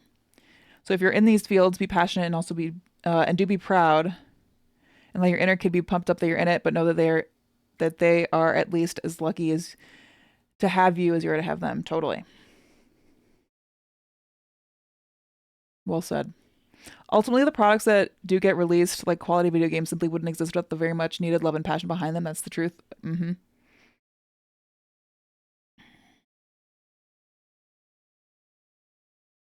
Four Eyes, that's very nice. You're being very nice with a DS1 reference in there and everything. I love these streams where we just sit and talk and like watch cool shit. We will play the game tonight as well, but I'm just vibing. This is nice. Wouldn't you guys agree? It's the same as a lot of theories of development of civilizations, where the long, slow work of insular societies eventually blossoms into so-called golden ages, when those societies collide. Oh, cool. The progress isn't linear, and while the slow part is necessary to feed the fast part, there's also still a fast part. I'm going to start a Google Doc for this. I really feel like there might be like a weird rambling video essay about this. I'm just going to copy and paste some of your guys' chat messages so I don't forget them. Rimblosaurus Rex. Oh, it's so funny that's your name now. And then I wanted what subtext said.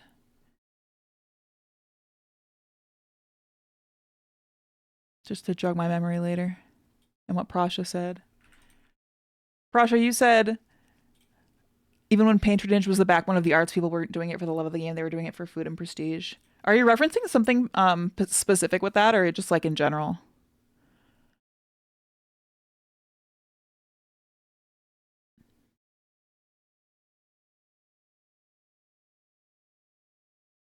Hi,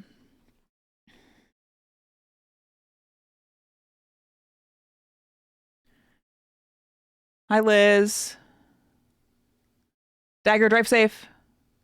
That's also my thing about the cash grab accusations against remakes. Sure, the new stuff has built-in cliffhangers that have hooked some of the audience, but it's also turned stuff off. But if they really wanted to cash grab, they would have just made a really good one-to-one recreation and not taken the risks. Yep.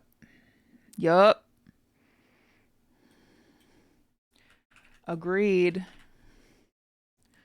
Still an engineer, but I felt that when I transitioned from aerospace to medical devices, different industries, similar rigor, but same core job, leadership needs, and passion to do good. That's a cool comparison.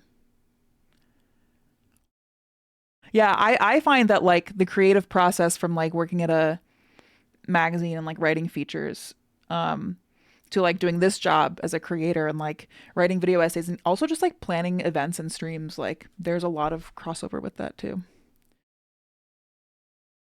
Yeah, I want this high wind shirt, by the way. I feel God in this Chili's tonight. Jerpis, good luck with work. I'm contractually obligated to enjoy your content and watch everything you create.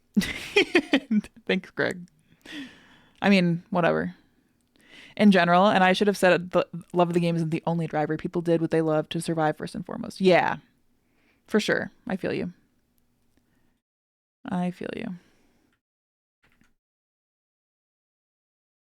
And I don't think it's useful to completely dismiss the notion that something could become a cash grab, but I don't think it's as cynical as people say usually. I think what does happen is that people sometimes dilute and diminish their own vision and the nobler portion of their goals in the pursuit of reach/access/impact.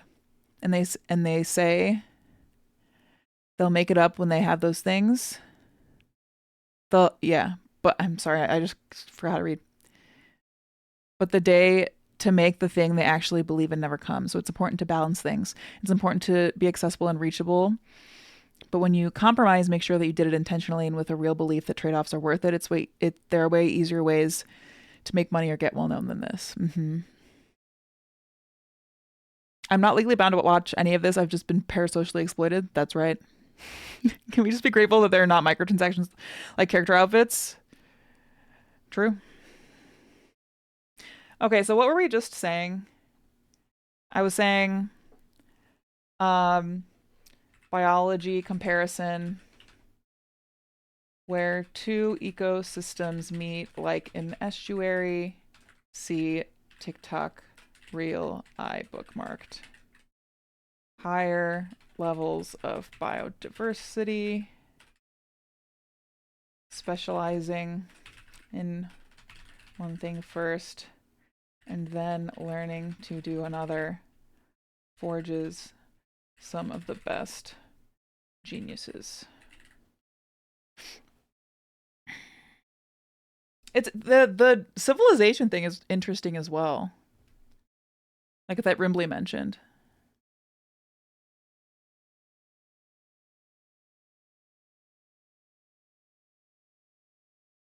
The long, slow work of insular societies eventually blossoms into so-called golden ages when those societies collide. Is there an example of that, Rimbley?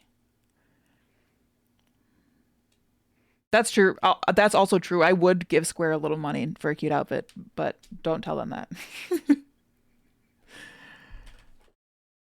that. Cash grab, conversation, making stuff with passion and heart, and also for money.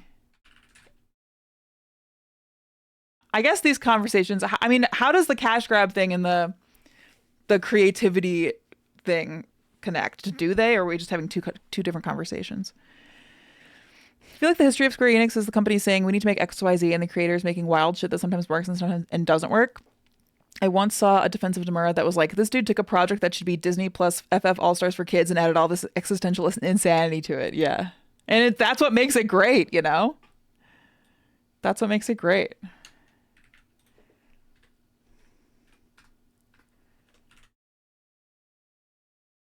I guess the connection is like, when asked to do something for money, sometimes people do crazy genius shit.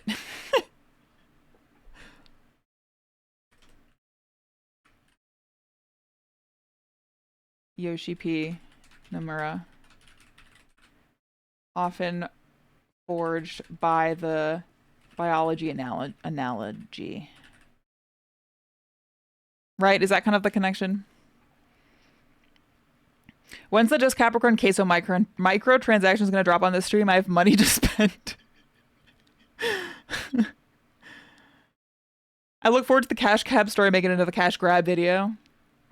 It's gotta. There are a few. Let me see if I can find a decent support for it and send it to you. Yeah, no worries and no rush. I don't know if I'll actually make this a video. It's just like a very compelling idea. You know, Raijin. Give me $20 and I'll put an Ultimate Greg watermark on Jess's next short. God damn it.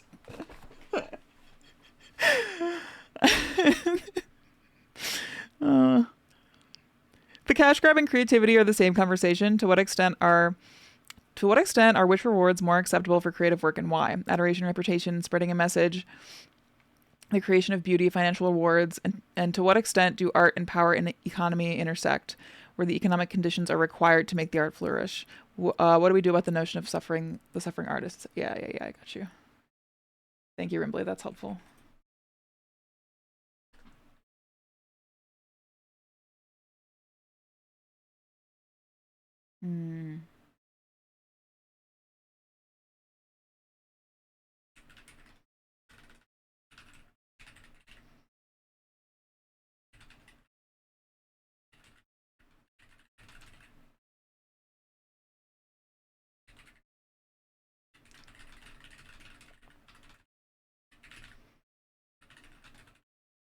Okay.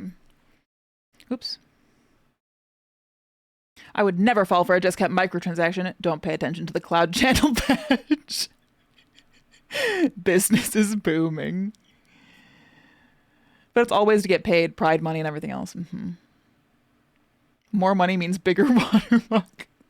God damn it. I also like to believe that each creator wants to leave their mark with their creations while taking inspo from others they look up to. That drive to put your creativity and ideas into paper, screen, whatever medium they create in.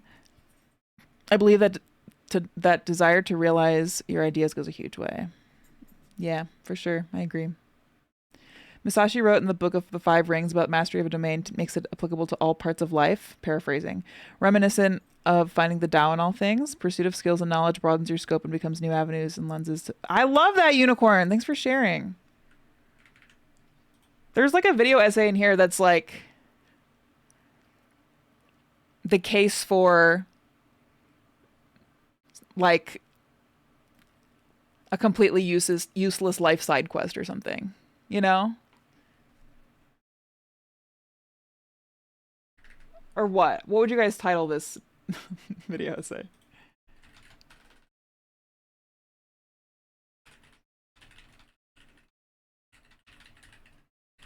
The case for a totally useless life side quest is funny. I don't know. I gotta think about it.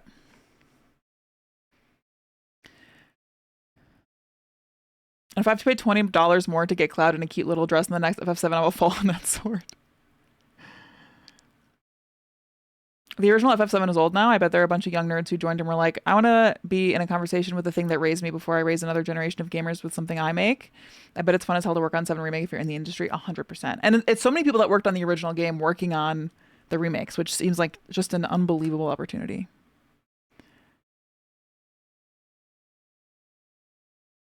No, Subtext, it's awesome. We have, I love streams like this because we do, it is just like such a great group of people in here. Like our community fucking rules. Why you should live multiple lives. All right, anyway.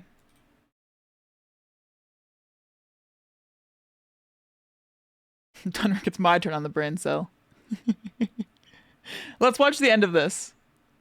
You see, companies use hugely popular IPs to put out half-assed products solely to financially exploit people's love of that IP. Final Fantasy simply isn't an example of that. Yeah. What would you say is an example? Like, where do you see that? Where do you see that happen?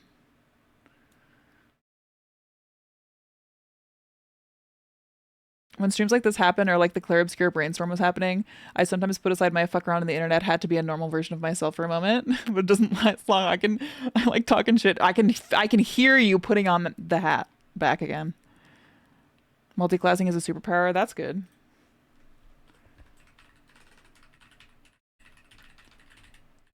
The case for IRL multiclassing.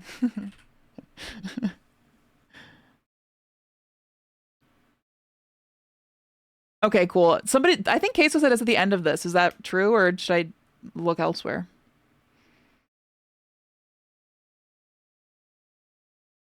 Pokemon Madden. Pokemon is just so huge. It's like there is stuff like that feels like it has no like heart or creative intention, and there's stuff that feels like it has packed full of it. You know, like I think it's just like truly one of the biggest IPs in the world, so it's kind of a hard example. All right. Well, if it's not in this, I'll grab the link from DMs. Thank you, Dunrick. I appreciate it. Sometimes a full-time streamer will take a couple days off, and I will tell them not to be too hard on themselves. And there's a reason. One of my favorite part-time streamers. He's back. He's back. I think there are more pockets of Pokemon that do feel like it is exploiting the passion of a fan base. Like which pockets? It is in the panel? Okay, cool. Thank you, Queso. I'd say every IP has cash grab aspects to them. Pokemon Go? I don't know. But that's the thing, right? Like what do you guys classify as like a cash grab? The mob division. Mobile division. You guys think mobile games are like cash grabby? I guess because of the microtransactions.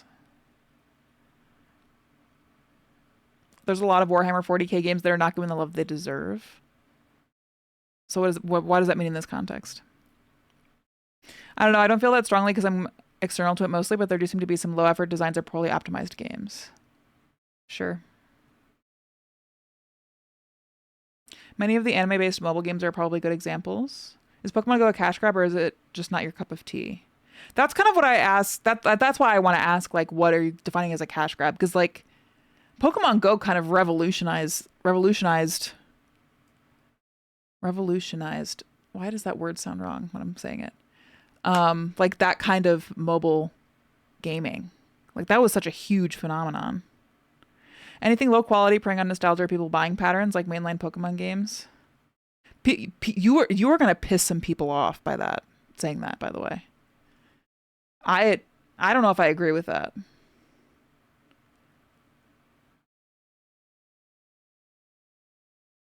But think a game having excessive pop-ups and messages to purchase something in-game makes it a cash grab. To me, cash grab equals something deliberately low effort designed to prey on nostalgia hype trends. Yeah. Yeah. I don't know. I think in my mind, it's like... I'm just like... I want to believe everyone is like actually trying to make something when they're creating something, even if it's a mobile game. So I have a hard time saying anything is a cash grab. Do you know what I mean? Because there was somebody who like really worked on Pokemon Go and was like, this shit rules. I'm really proud of this. But at the same time, you guys are right. You know, I agree with you. There's certainly a subjective line to be drawn. Some projects feel fulfilling and impactful at first, but get dragged on to become cash grabs. Yeah. I guess it's viable to play for free. So maybe not cash grab, but cash highly encouraged in higher tiers. Yeah. Yeah. Quality, subjective effort, hard to measure without being part of the process of creating it. Nostalgia, not inherently bad. Yes. I'm adding you to my doc as well. I don't think mainline Pokemon games are fully cash grabs, but I do think that they sometimes fail to innovate or deliver a fully polished experience because they have so much inertia and so many buy it no matter what consumers. I don't think it's intentional, but I think it's just the wrath that comes from sitting on a money printer. Yeah. I agree with you. I agree with you. Pokemon Go had a lot of passion, but its monetization is cash grabby, but it's free to play. Yeah. No, Wilbo, that's exactly where my head's at. It's like this, but this, but this, but this. Look at the Resident Evil remakes. I'm sure the devs want to make new stuff, but the remakes fill the gaps and they put a ton into those remakes. In recent years, the Call of Duty series feels like a cash grab. Recent games have not kept in quality, and they ran microtransactions down the player's throat. Years of declining sales, including Black Ops 7 being the lowest in recent history, is causing them to soft reset with Modern Warfare 2. Still feel burned by that. The key there is the low effort part. It has to be deliberate to me. It can't just be I tried, but it kind of sucks. Yes, Unicorn, but there is no way to ever like assess the effort put into something from the outside looking in. That's the problem. And that's like where the FF7 is a cash grab idiots. That's the trap they're falling into because they think it's like they don't see how much effort is put into the game. Because they don't play it. They're grifters. But they you know, they think it is a simple one-to-one remake or something like that. And so they think it's a cash grab. But you know, in reality, we really don't know how much effort is put in. You can obviously tell when something has a lot of effort is put into it, like the 7 remake trilogy, but I don't know. It's tough, and I think there's a lot of cases where people look at a finished project, and if they deem it low effort, it just kind of gets simplified to that without thinking how many people really did care or try. Not even if not everyone on the team did. Yes, I know, that's what I'm struggling with as well. To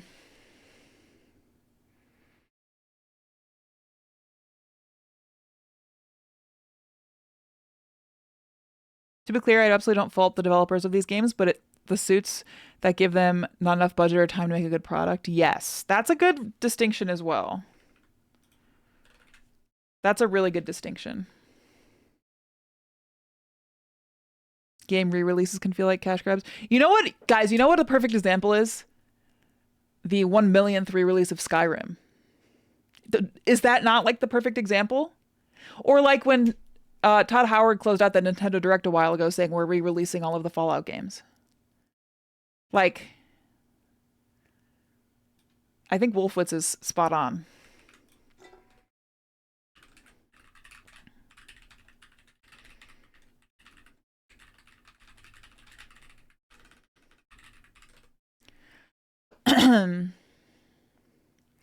I also think there's a difference between cash grab being seen as devoid of creative love and games that prey on our human psychological weaknesses to sell microtransactions. Agreed!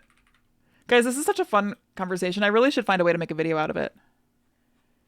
Maybe the title of the video is more about the cash grab thing.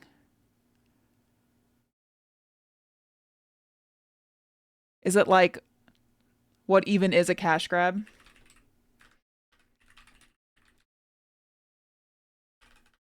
And then the thumbnail has Final Fantasy VII in it. There are exceptions. Neo Dimension Fantasian was a mobile game, but it wasn't a cash grab. It has had no monetization mechanisms but not beyond the initial purchase price. That's crazy to think about.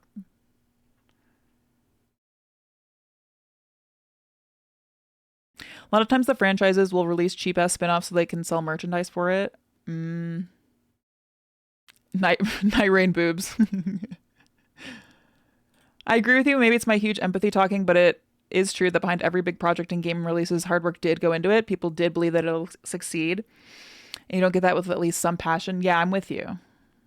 I'm with you.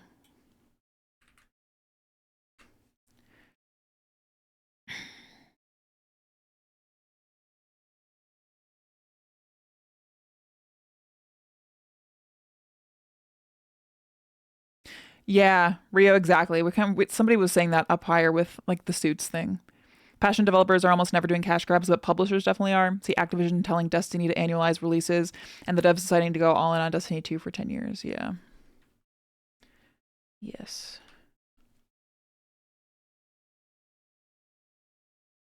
You can't quantify someone else's effort as a consumer. Yeah.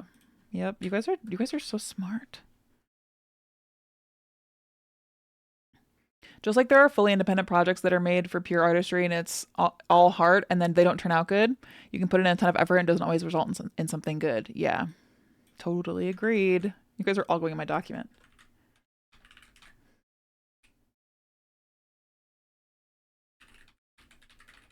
Yeah, like effort doesn't equal quality.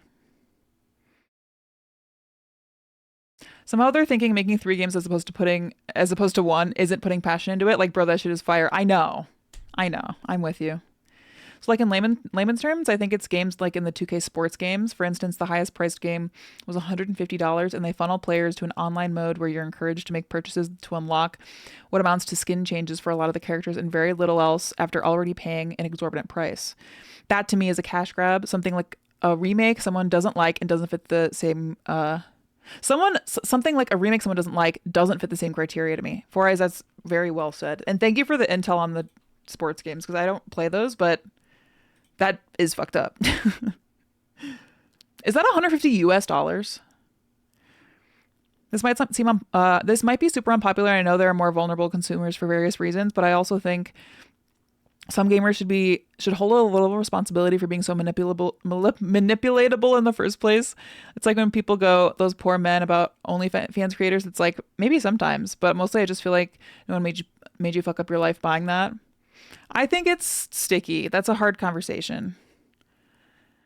Because that gets into like mental health, addiction, psychology, human impulse.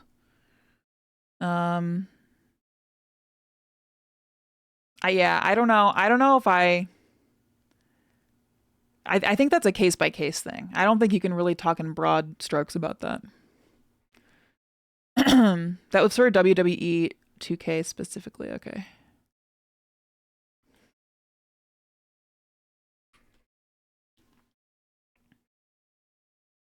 Plenty of folks shit on First Soldier because the idea of FF7 Battle Royale without knowing anything else screams cash grab, but at the same time, veteran devs like Najima were taking it very seriously and using the opportunity to build lore about the world, and it becomes damned if you do, damned if you don't. If you put that hard work into lore, people say, why is this stuck in a mobile game? Yeah. Think of like Dirge as well. Like people don't like to play Dirge, but it has insane lore in it. It's like a weird shooter game. I also hate when games remove features to put them behind a paywall. NCAA 27 just did that with some sandbox settings in their franchise mode. Yeah, what was the thing with Dragon's Dogma 2 and paywalling fast travel? Was that a thing we talked about here? In most cases, I would agree with it, but there's certainly examples of after-the-fact reporting that shows something was deliberately low effort. I'm trying to remember the name of the game from a couple of years ago. Day something or other. Two guys used AI and appropriated assets. Okay, well, if we're putting AI into it, then we can definitely say it's low effort. That is a different story. The RA remakes have an intended purpose. They're talked about how it gives the teams opportunity to continue working on projects in between mainline entries. Totally.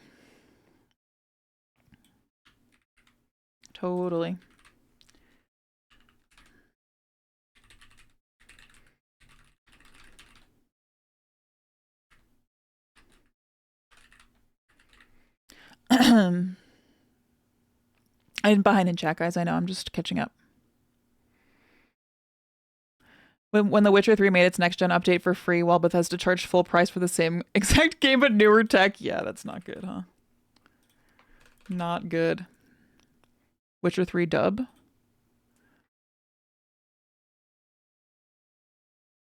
Yeah, can't you play Skyrim on a refrigerator?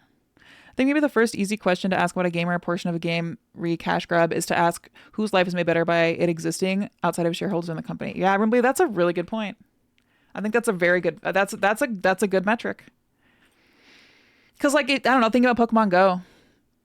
Think of how many people were like encouraged to be active again, or like still find happiness and value in that game. But there's also people like who spend a lot of money on it. Probably.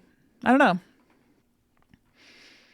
If it's a quality release like the remastered Oblivion, it's on a line, but Skyrim with no additions or changes, just ported, is absolutely lazy cash grab. Yeah. Yeah. Yeah, Spewy just talked about Skyrim in the fridge. Yeah.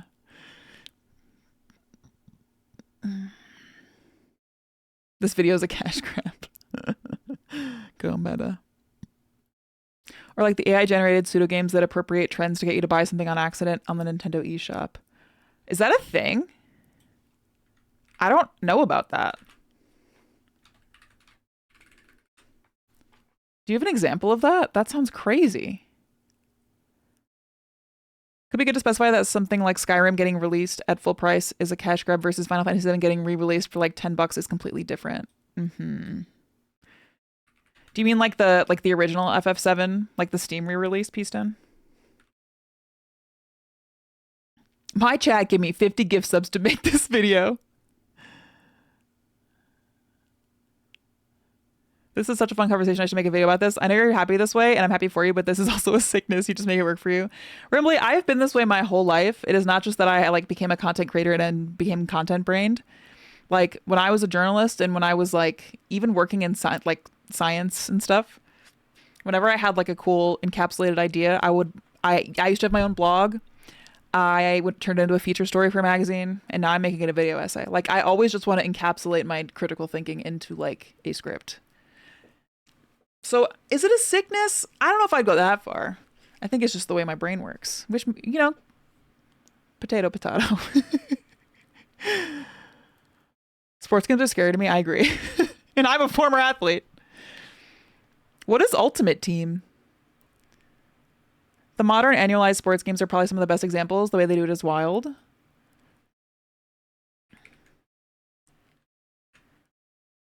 $2K sports games have unbelievable amounts of bad microtransactions, definitely worth looking at for like 2 seconds. EA and 2K sports games are so expensive, and it's something that is called out by some people, but some people are addicted to those numbers and leaderboards.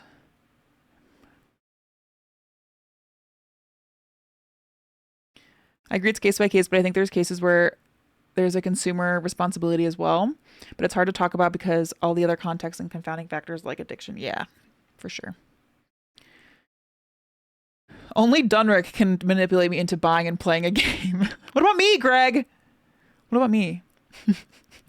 Yeah, cash grab is the model of NBA 2K. They're built from people buying VC, literally stands for virtual currency, in order to build up their players' outfits, and it recreates that same loop with an annual release. I saw a story of a guy who spent $30K on NBA 2K. What? Subtext, if you know where you saw that, will you send it to me?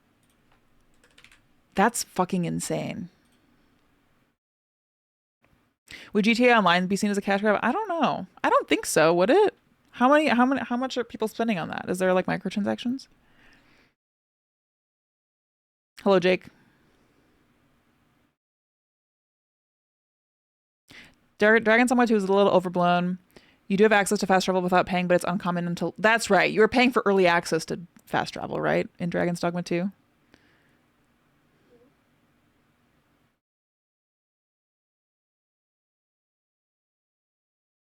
Just Capricorn, preeminent Witcher 3 streamer. You guys, when I went to that Blood of Dawnwalker event, I literally had the most wonderful time talking to the devs of that game, who coincidentally also worked on The Witcher 3. So yeah, I've gotten chummy with Witcher 3 devs, and now I'm sympathetic to them, so I've changed.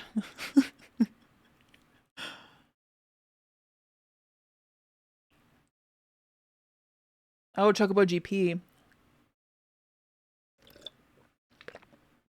Interesting.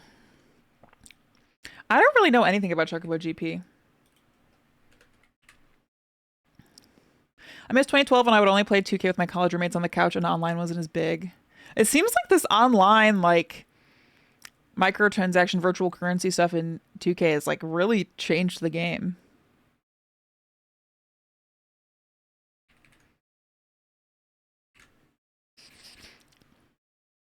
Have you ever looked at monetization in Korean MMOs?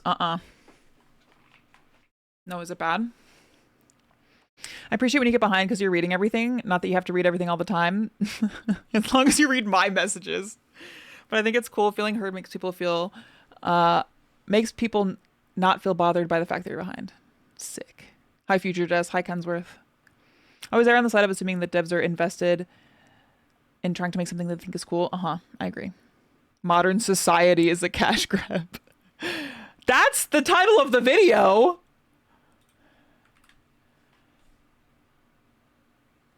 That's because that's true. I do get encouraged to go outside by Pogo, which is why I still play. It's just disappointing that parts of the game or progress feel locked away. Cash grab may not be the right word, just a symptom of a larger trend with subscription and loot boxes. Yeah, like Counter-Strike loot boxes is a whole other thing, right? Guys, I have 4 pages of a Google Doc right now.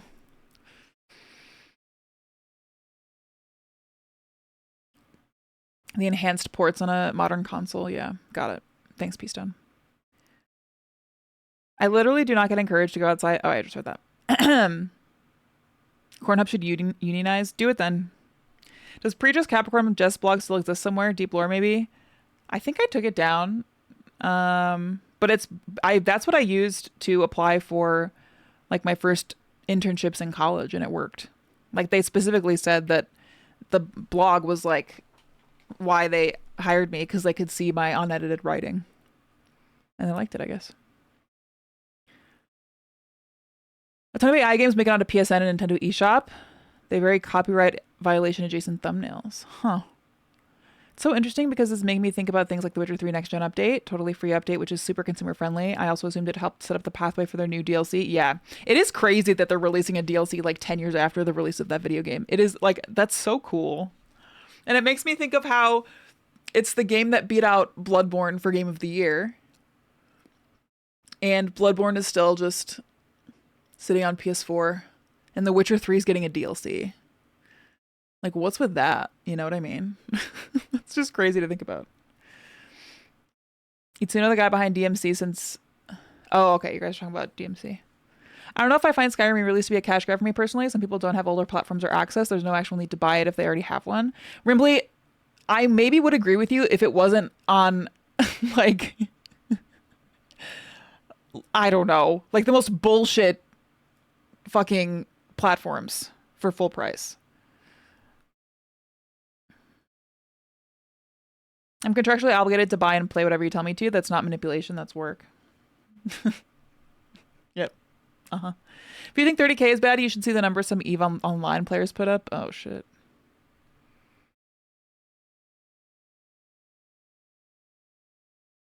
Happens a lot on Steam and all the digital platforms. People will put something like Elder Scrolls Skyrim. Now that I think is the literal cash grab.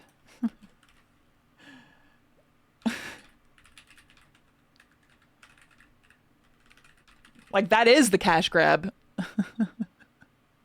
What's interesting about the whole premium purchase thing versus, say, cash shops and MMOs or battle passes or DLC has to do with immediacy. On the surface, they're the same models. What makes it egregious is whether or not ready content is being withheld from the title at release versus being developed later. Yeah. It's like paying for access, right?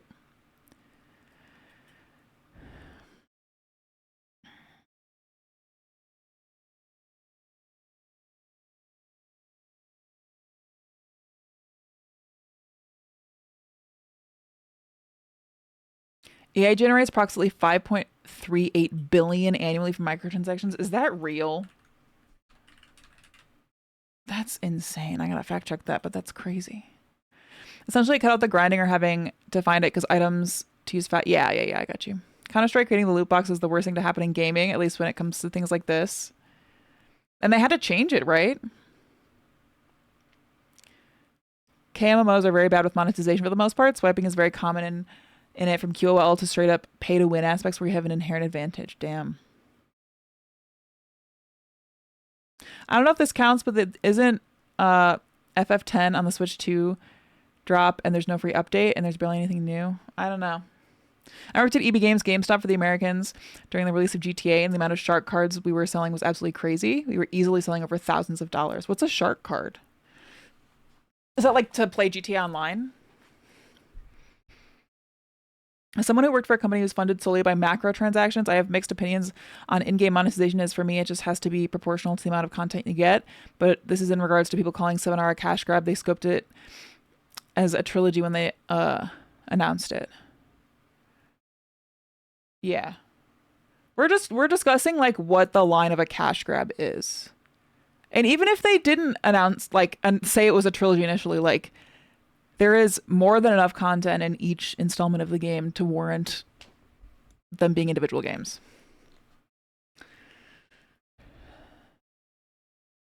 Thank you. I just redid my nails. I'm getting them done professionally on Saturday. I'm really excited. I think I might just get like a similar kind of like each nail a different color, but like professionally done. And this will last like a month. Because right now these last like barely a week. I think things where you actually go out of your way to make something yourself and show what you can do are always important to employers, especially for competitive jobs. Yeah. Especially for creative jobs, I'll say. Bloodborne is also getting DLC. It's called Dusk Bloods. If you're looking into the psychology of loot boxes, you should look into Skinner boxes. It's the same psychology science that's used to make slot machines as addictive as possible. Okay, I'll put that in my document. I don't know if I end up making this video. I don't know if I should go down that rabbit hole because that's a whole other can of worms, but...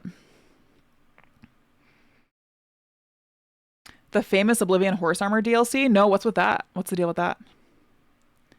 Witcher 3 is fantastic with the mediocre battle system. Yeah. I always clowned on Witcher 3 because it beat out Bloodborne for Game of the Year. And I just was salty and it felt like boy slop to me. Then I played it for an April Fool's stream. Was immediately hooked by the world building. The combat sucked. Loved the world building and the story. And that's why I'm excited for that Blood of Dawnwalker game because it's the Witcher 3 devs that left and made their own shit. And I got to play test it and it was actually good. So I'm excited to play that one. I'll probably stream a good amount of that one. Was our first cosmetic DLC ever? What? I just read that down there. That's how I saw that. I'm still behind. Reminds me of browsing Blockbuster and always seeing the knockoff B movies that sounded like the real movie. Instead of Titanic, it would be The Titanic. Yeah. This is like when Nandre once tried to screen the Korean horror movie The Host, and he accidentally streamed it's like a Stephanie Meyer book movie, The Host. The highest amount spent or lost in EVE Online for a single recorded engagement is $378,012. That's sickening. That was from Google. I didn't type that. Shark cards are GTA 5 online currency. Got it. Battlefront 2 with the pay to win loot boxes broke that game for launch. Did it really? That's interesting. Because like you just got way better loot. If Duskbloods is like Night Rain, I think it'll pass. I don't think it'll be like Night Rain. It seems more like PvPe. But to an extent, I think it'll be like Night Rain. They have said you can queue with your friends, so... I don't know about the Horse Armor, no. Horse Armor DLC was the first paid cosmetic DLC. That's where it all started going downhill. That's so interesting to think about, like the history of cash grabs. Star Citizen is one of those weird in-betweens because they're making stuff, but from the outside it looks like a cash grab. I don't really know anything about that one. Yeah, I was going to say, I think Jake is involved with them. Played 80 hours of Witcher 3 and the world building was the only thing that kept me in. Don't think I enjoyed it. I also think a lot of it also comes down to creator intent as well. Are you doing it because you want to make a good game? Or are you doing it because you want to extract every possible cent from the consumer? That's difficult to assess as a consumer, though. There's a bug in my room. So it ends up being a perception call. Yeah, and I think that like both of those perspectives probably exist within the dev team.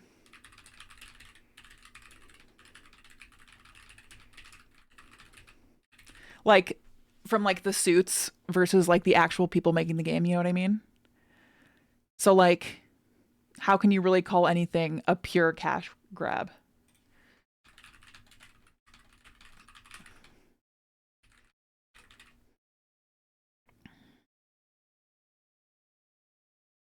Blood of Dog Walker. That's funny. I did enjoy Gwent, what I played of it. Hi, Cammy. Eve had events that actually altered the real world. That's crazy. Is there a good like documentary on the Eve Online stuff? Wild that the first cosmetic DLC was horse armor, and now the entirety of cosmetics is how games like Fortnite make their money. Fortnite's a whole other thing. You're right. It's probably the biggest thing at play with 7 Remake. Some fans, I got to the bottom, guys. I got to the bottom. Some fans don't see any true artistic intent in it, and then there are some sickos like me making Twitter videos trying to reveal what artistic intent may be. I just don't understand how people can't see any artistic intent. I just think those people are stupid. I'm sorry. How can you consume a video game like the 7 Remake trilogy and think that? I hate to pull the media literacy card again, but I'm dead serious. Or they're grifting. Or they're grifting. They only make spreadsheets. He made it to the bottom. We'll take this. One thing I think we need to move on. One thing we need to move past. Hold on, my chat's scrolling. In the things like games, but also content creation, is the notion that it must have value if people are willing to watch it or pay for it. Not only is that a shallow view of art that takes away our discernment and taste, it's also transparently the capitalist interpretation of art. Totally, Rimbley. It's the hand of the free market chose this, but just as I don't look at viewer counts to tell who's the best streamer, it's a bad metric. That makes me remember how when I was at Summer Games Fest and I met Ben Starr and I was like stoked about it and we were chatting and I said hi to him and he was like, oh, I know who you are. I watched your Expedition 33 videos about like the art history and lore. And I was like so hype, but also like those videos only got between like 30 and 50,000 views. Like those aren't like crazy widespread viral videos that Ben Starr found, you know? So like, even if what you make isn't like for everyone all the time, that doesn't mean it's not valuable. And in fact, I would argue that stuff that is not for everyone is more valuable because it's for someone instead of being watered down and for everyone, you know?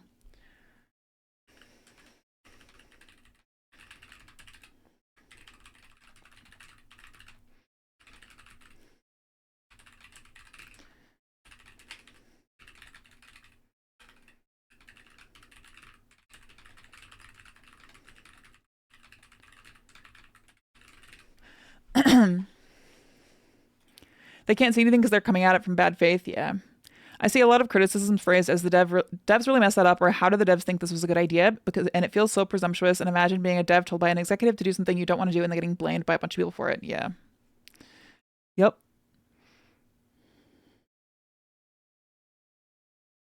Reach means more impact, so good work still needs to get out there, but it's what multiplies the impact of the value, not the proof of. Yeah. Eve is wild to look into. You can for sure find a little doc about a legendary battle that took place. Leaders, orders being translated into mobile. That's so cool, Mobo. I really should check that out. Dude, yeah. He's like a glowing specimen, isn't he? Hamaguchi looks great.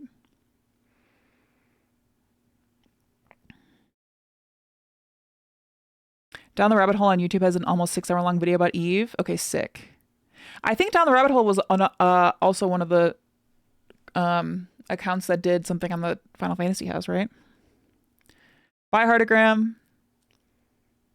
No, I still haven't opened. I will open soon. People think it's cool to hate and makes them look giga-brained and clever, but all they're doing is being triggered by a majority of the fan base enjoying the game because they had some game in their head that they want that was never going to be made. Creatively devoid 1-1 remake, yeah, which is so sad. It's just sad. The whole it's not being for everyone is why I adore games like Path of Exile. It's truly a game that's changing the genre, but since it's not as digestible as other games like Diablo 4, no one realizes it. Yeah, and this is like where I step into the muck of From Software games and difficulty settings. Like, I don't think that they should give those games difficulty settings personally, because they don't have to be for everyone. But you know, that is stepping into the muck. People disagree with me on that. Niches existing is like the foundation of creativity. Otherwise, everyone would make the same thing that caters to most people, leading to a sort of heat death ending to entertainment spaces. Yeah. Well said.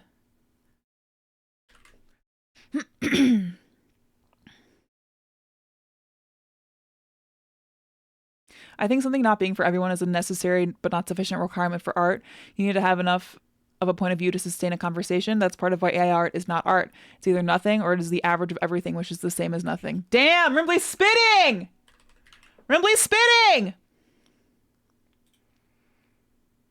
Oh, Momo, don't get me wrong. Don't get me wrong. I am so fucking proud that my video got 30K or 50K views. Like, that is one of my biggest accomplishments in life. I'm not even kidding. But compared to where I want to be and where I want to grow on YouTube and like the people that I look up to, like, I'm not like a known creator for that kind of stuff, you know? That's kind of what I meant. Things are allowed to not be for me. I like my friends and I like that my friends have interests that I don't.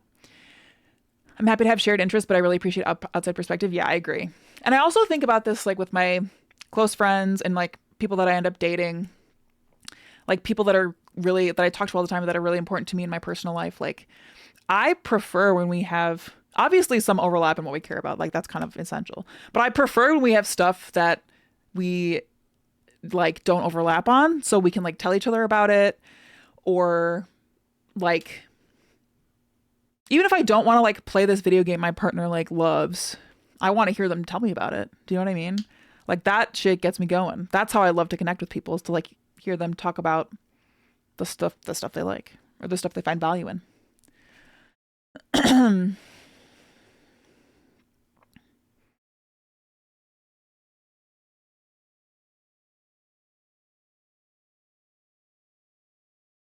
Because I can tell her Vincent Sephiroth theory is dumb. Done, Rick.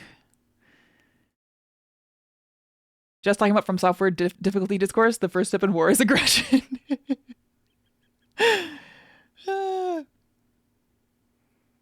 Yeah, there are some words that are blocked that like Twitch doesn't really like, but sometimes I just let them go through anyway.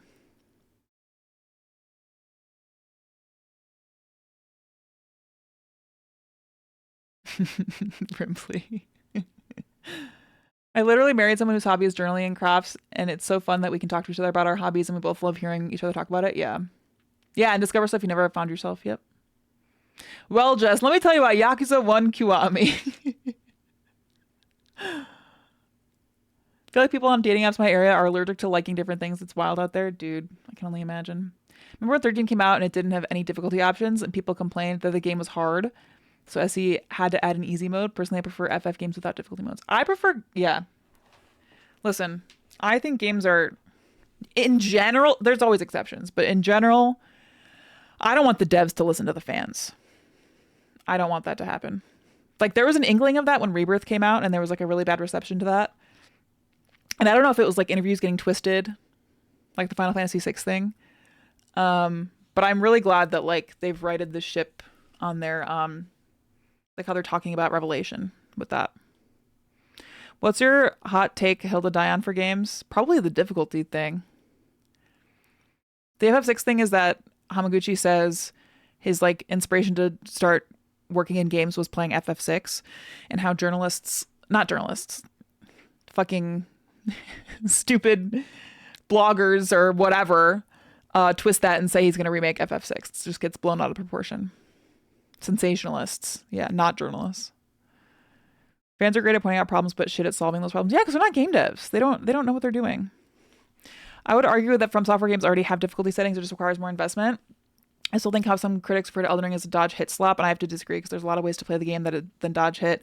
It's a whole crafting system that 99% of players don't interact with that can trivialize parts of the games. Yeah, that's kind of like where I think this is different than accessibility, right? Accessibility options are different than just making it easier or harder. That's like a separate conversation in my mind. But I don't know. I agree with you, Egg. I think it's fine to not like things. I think more than most people do, it's good to criticize things, even things that you like, even things other people like. You should criticize it into their face. And I think we should all get used to that happening as long as it's thoughtful and respectful. But the best celebration of creative work is to bend it through every lens you have, being all hype is denatured joy in comparison. I agree.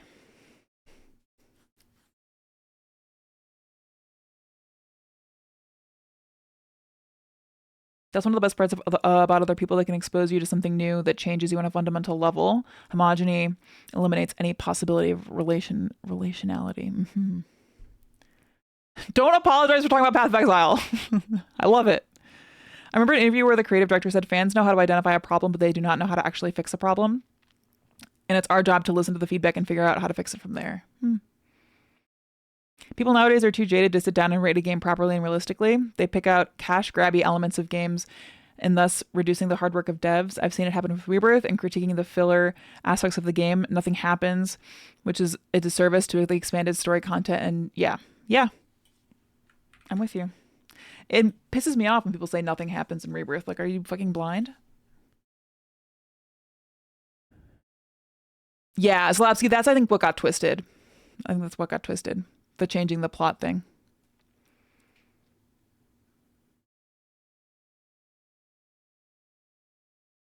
The thoughtful and respectful part is key. That's lost in so many conversations surrounding art, especially on the internet. And there's this weird thing that is very prevalent in Gen Z, but like is kind of everywhere across age groups, where like opinion on art and media is like inherently tied to personality and self-worth. So like if you don't like this thing that somebody else likes, like they take it as like, oh, so you think I'm stupid. And like that is such a stupid, I just hate that. And it's also kind of it's kind of the same thing where like people call a game that they don't like, they call it a bad game. And they equate a game's quality with their opinion of it, which is not the same. So I think people need to separate their self-worth from the media they consume. And I think that is social media brain rot in live action.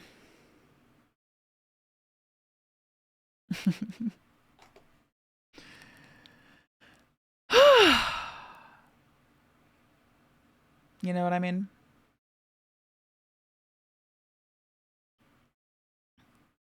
The thing Hamaguchi has recently said consistently is we listened to feedback on minigames and how hard the platinum was and made adjustments.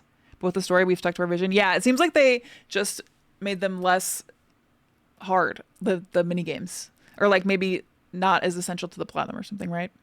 They said we're not cutting down on the number of them, just the difficulty.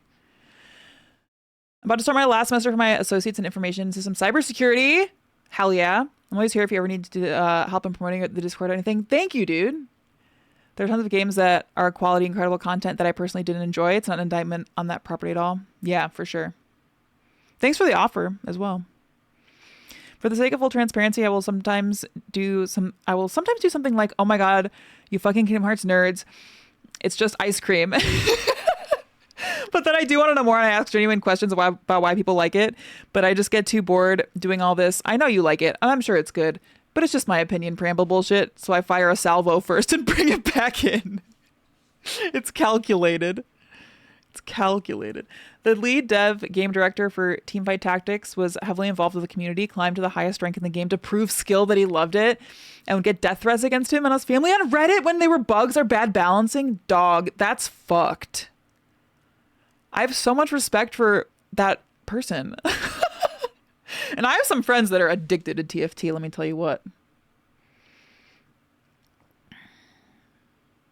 I'm happy you brought up the bad game thing, especially back in the day. I used to have such a huge issue with it. You cannot expect a product to be liked by everybody. People shouldn't let their feelings cloud their thinking. A bad game is one that's objectively packed with multiple issues, not the one that isn't your cup of tea. I tweeted like something about that with regards to Final Fantasy X too. And I got a bunch of fucking red-pilled losers in my comments saying that I was policing their language. Can you believe that? I mean, you probably can. I've been digging into Whitehead's process philosophy. It seeks to show how relationality inherent in the universe can lead to creative novelty.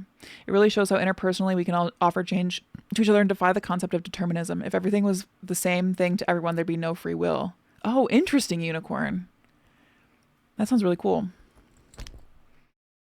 They know about Guild Run. They're already playing it. It's so funny because like all of the fucking red-pilled losers that are like, you're policing my language when you say I can't say a game is bad. Which I didn't even say, by the way. I just said people needed to separate the idea of a game being bad and them not liking it in their brain. And that's what they jumped to conclusions with. It's so funny that those are the people that also tell women and me, a woman, specifically me and women in general, that like we are too emotional and that we're like loud and too much, and they are just out there like reacting emotionally to everything and freaking out, and their minds are more clouded than by emotion than ours. I think if anything, like being an overly emotional person myself, I have done a lot of work learning how to exist and move through the world using my emotions and not at the hindrance of them. We can't say anything anymore. Man, I'm getting crucified for speaking my mind. The projection is insane. It's projection. You're right. It is. People can say a game is bad, but say it respectfully without, threatening someone or being disrespectful. Yeah, Scotty, but I think that most people online that say a game is bad, at least on like Twitter, are not actually commenting on the game's quality. They're just saying they don't like it, therefore it's bad, because their opinion matters more than anyone else. It's like a main character syndrome thing too. Gur, I'm so happy to hear that. I'm glad you found us.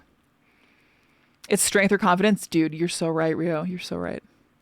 I actually do think that is a fundamental characteristic of me on Twitch now. So long ago, so much so that I doubt anyone remembers. I used to try really hard to make sure everyone felt understood and appreciated. I have a vague memory, and that people took the things that upset them and super seriously all the time and to seem nice.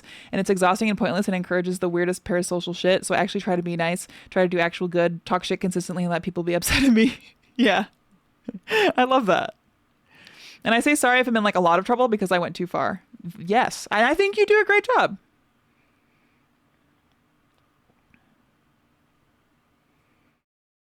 Say why you think it's bad.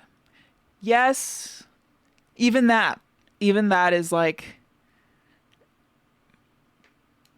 just say like, I didn't like it.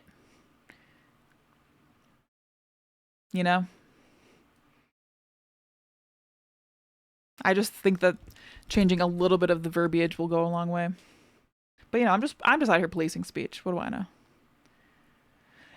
Sadly, all entertainment spaces, non-nerdy ones included, inevitably attract people that cannot use critical thinking for the life of them, be it passion hindering their thinking. So discussions like today's are impossible for them, which is a shame. If only more people were patient/open-minded to talk about media fairly. Main character syndrome. How can anyone have main character syndrome when Rimbly exists in our universe? Greg. I was in a Dead by Daylight stream the other day and asked the streamer if having a teammate underperform is rude in a team setting, and we had a conversation about it. And although we came to the conclusion that it's subjective, they said that yes, if they know someone isn't performing to their best ability, they think it's rude? Wait, what? That seems weird. Yeah, Colin, that's kind of what I was saying earlier too, the objective versus subjective thing.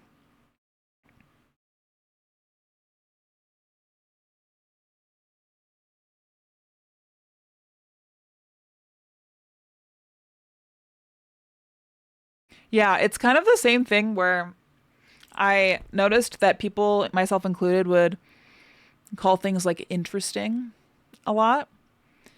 And the more I like started to recognize it, the more it became my pet peeve because you're not really saying anything.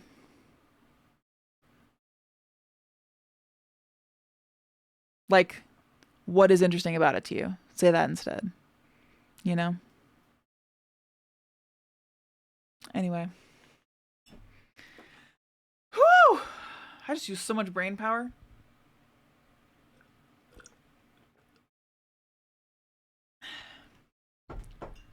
Yeah, Dunrick, exactly. Also, hi, Tara. Let's watch the rest of this and then open a pack. And then maybe play game. On the franchise, what was I can't think of any more. tough thing that you felt you ever experienced? And on the flip side, what was the most rewarding or fun thing? You can answer in either order. そうですね。やっぱ一番 We こ play う games. 辛いなっていうかこう乗り越えなきゃなっていうのはやっぱりこうまあ14もそうだと思うんですけど、こう特にこう HD のゲームもやっぱものすごいこう膨大な人数で Yeah, 出てくる Kirby, んで that's すね。 yeah. So let's see, the hardest thing, the thing that I had to overcome, I'm sure this applies to 14 as well, but on the standalone games that we make, we generally work with a big, big team. で、まあ当然みんないいゲームを作りたいって集まってるんです。 And of course, everyone there is there because they want to make a great game. でもやっぱりみんなそれぞれ考えも違ったり、なんか Oh ど my こ God. がなんかこう一番のキーなのかっていう They の were も staring や so っぱ intently. イメージが違ったりする場合があるんですよね。そうするとやっぱりそこを同じビジョンに合わせてみんなで動いていかないといけないっていうところにすごくマネジメントに力を必要なんですよ。But of course, everyone has their own way of thinking about things. Everyone has different ideas of what the most important thing for a game is. So trying to get everyone to have that same vision and to be aligned there, that's what's really difficult about management. なんでそこはやっぱり一クリエイターとしては本当は面白いことになるためだけに自分のエネルギーとかパワーをつぎ込めたら最高なんだけど、こうやっぱチームでこうものづくりする以上チームみんながちゃんと同じ方向に向くところにこう労力をかけるっていうのは必要経費なんでこう仕方ないんですけど、まあ、そこはすごく大変だなっていつも思いながらも、 For sure, Jake. まあでもその先にあるこう作品をいいものにするっていうもののためにこう日々頑張るっていうところはあります。 So as a creator, what you really want to do is you want to spend all your time and all your energy on making something that's really fun and really great. But at the same time, because you're a team, you need to make sure that you're all headed in the same direction at all times. So that, I think, is what's quite tricky. It's also, you know, it is what it is. It has to happen that way because of how development works. And at the end of the day, it hopefully does lead to something that's wonderful. まあ特にね先輩たちも含めて実はこう一つのチームにしなきゃいけないっていうのはね結構タフですよね。But yes, I do understand. In your case, you have to get other people in your team who happen to be your senpai or senior colleagues, and you have to get them to follow your vision and work under your direction. So I do appreciate it. It's tough. じゃあ最も強いやりがいみたいな。まあやっぱりOh, and so what was the most rewarding thing you had? やっぱりやりがいはもう But Mr. Hamaguchi, I think this game would be so much better if Sid rode on top of the Galleon Beast. All right, go for it. まさに今日のこの And they did. のこう皆さんではないですけど、ファイナルファンタジーって本当にこうグローバルでこう多くのこうファンの方々から注目されてこう支えられているっていうこの環境でものづくりができるっていうことが本当にこうクリエイターとしてこれ以上のこうもう喜びはないと私は常に思います。 Thanks for us. The most rewarding thing is right here, obviously, here at FanFest, but all of the Final Fantasy fans around the world, to be able to make and develop games with all of this support, I don't think there's anything that could make me happier. なんかThank you. Aww. 昨日ミート&グリートでファイナルファンタジー7の T シャツ着てきてる人がいてなんとなくそんな感じがしましたみたいな。Yesterday at the meet and greet, there were a few people who turned up with Final Fantasy VII T-shirts, like I had a feeling. 非常にそういうのはもう本当嬉しいですね。はい。So I mean, pretty happy about that as well, to be honest. まあそうですね本当に巨大なフランチャイズだからプレッシャーももちろんあるんですけど最初から数百万人の方に期待してもらえる状態でものづくりができるっていうことは何事にも代え難いやりがいではあるので、本当そこはファンの皆さんのおかげですよね。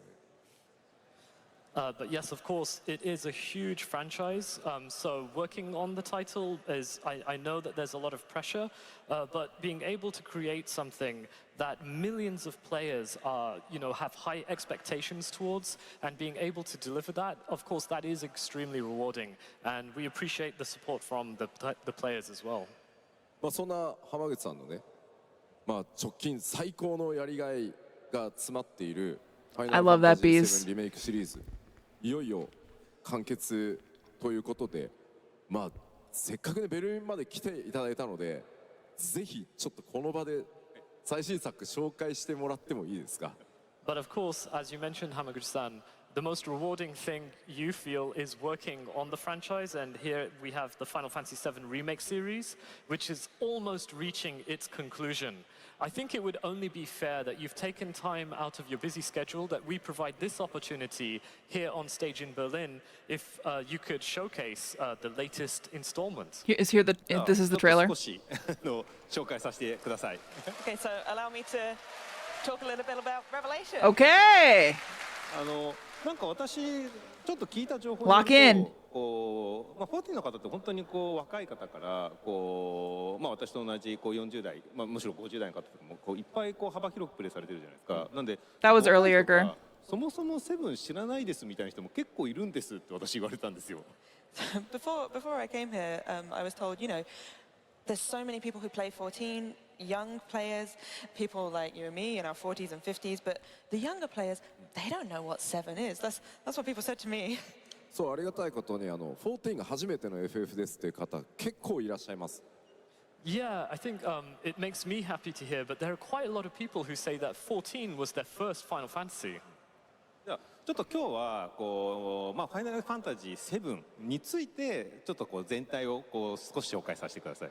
So in that case, I did prepare a sort of overall introduction about Final Fantasy VII for you all. はい、ファイナルファンタジー7はですね、1997年に発売された RPG です。So, Look at Final Fantasy VII, the legendary RPG released in 1997. Look at them specifically calling out Advent Children down here as a spin-off. They're not 主 slick. 人公のクラウドとその宿敵のですね、セフィロスとの戦いを軸に多くのプレイヤーに衝撃を与えた作品です。And it's an RPG that really left a deep impact on a lot of players as it follows the iconic hero Cloud Strife and his pursuit of his nemesis, Sephiroth. で壮大なストーリーですね。で魅力的なキャラクターでマテリアシステムによる自由なカスタマイズなどですね。やっぱ当時ではさらに映像としても革新的で本当に世界中で多く愛される作品となっています。And then, of course, you have the absolutely epic scale of the story, you have the wonderful cast of characters, you have the high level of customization that was available through the Materia system, and then at the time, Okay, you so have it's the so revolutionary funny. graphics. Are they about to So show all of this resulted in the this Tifa game that's boob sort of scene? really loved all around the world. They stopped before the boobs. はい。でそしてですね、私たちが今このファイナルファンタジー7をですね、 really funny. 現代にもう一度蘇らせようとして作っているのがファイナルファンタジー7のリメイクシリーズになります。And then here, of course, we have the Final Fantasy VII Remake series, which is our work to bring Final Fantasy VII back to life once again for the modern era. でこれはですね、単純な It's really リマスタ funny. ーの作品ではありません。 127 perfect scores is bonkers. Are you kidding? This is no simple remaster. 当時 It's a の sequel, プレイヤーの bitch. 皆さんがですね、想像していた世界観だったりキャラクターたちっていうのを現代の技術で再構築してより深くゲーム体験できる作品として蘇らせることを目指しています。 What this is this is us sort of rebuilding the entire world and game on a much deeper level to create what the players of the original games actually imagined, the world and the characters that they were seeing in their mind's eye as they played. 先ほど14から入ったゲームユーザーがいますっていうのと同じようにファイナルファンタジー7にもですね、当時プレイしてなかったユーザーの新しい人たちにもこのファイナルファンタジー7の魅力を伝えたいっていう思いも込められています。So as Yoshi-san mentioned, there are people out there who have started playing Final Fantasy with a later installment, say, for example, Final Fantasy 14. And what we want to be able to do is to be able to introduce these newer players to Final Fantasy 7 in a way where they can really understand what made it so great. はい、なので、世界観だったりですね、キャラクターの描写っていうのをより拡張してですね、より没入感のある作品として、生まれ変わらせています。So the world, the lore, the characters, the way all of these are depicted is even more in depth, even more exhaustive, and really doing a deep dive on all that. そうすることで、次の世代にですね、このまたファイナルファンタジーをちゃんと受け継がせていくっていうことがこのプロジェクトの出発点です。And so the whole reason that we kicked this project off was because we wanted to bring Final Fantasy 7 to the next generation. はい。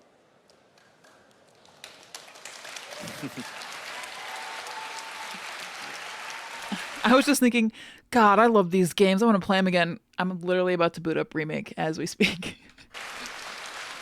はい、で、ちょっとプレイされてる方も多くいるとは思うんですけど、本当にちょっと簡単にだけリメイクシリーズの4つの You guys are killing me! And I do appreciate that a lot of you have probably played it for yourself, but please let me just quickly go over 4 of the main things that we really think make Final Fantasy 7 Remake great. まず1個目はワールドマップですね。ワールドですね。So first we have the world. やっぱこのファイナルファンタジー They grayed out the blood over here, behind my head on Cloud's face, which is pretty funny.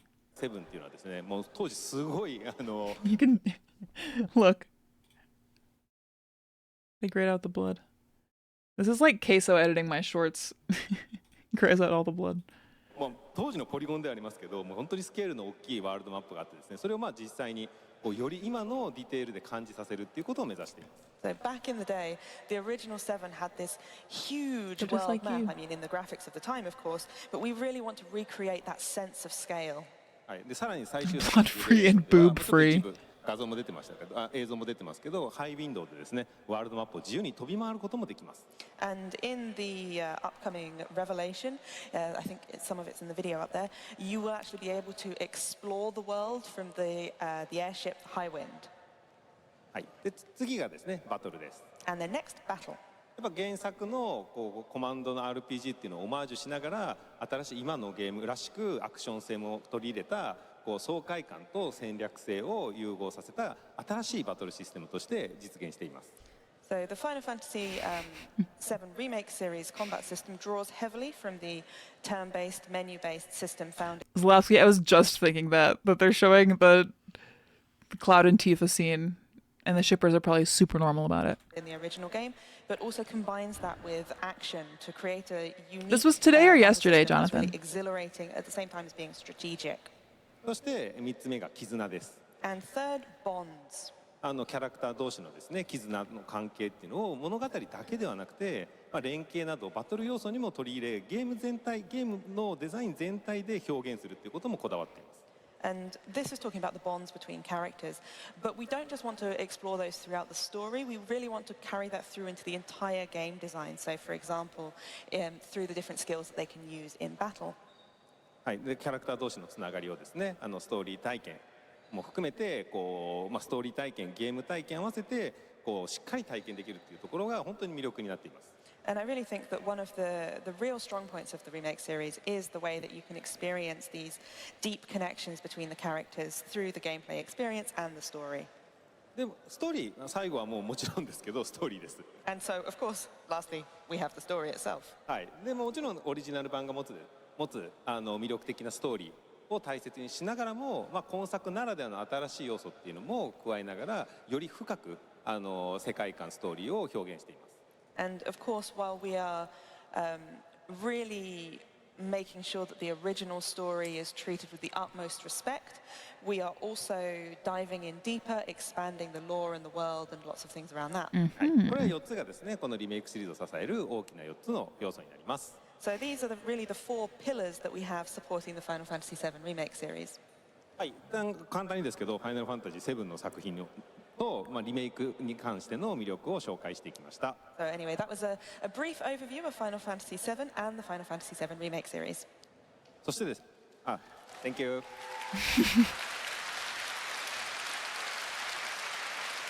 で、ここからです。ここからです。And this is where we start.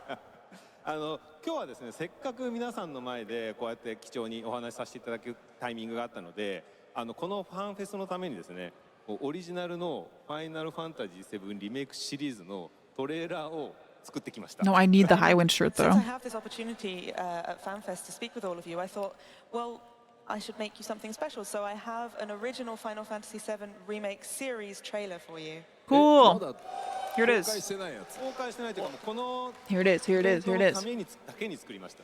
So this hasn't been released publicly yet. No, we made this for today.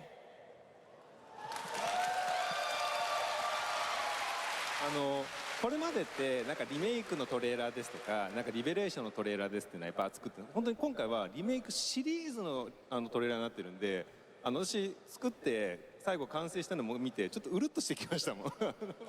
So obviously we've made a lot of like remake trailers or rebirth revelation trailers, but this is the whole series trailer. So after it was done and I was watching it back, I sort of teared up a little bit.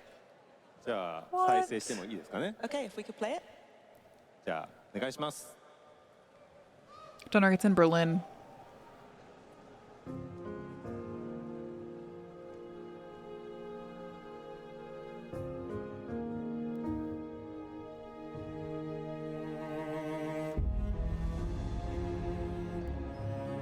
I recognize this song.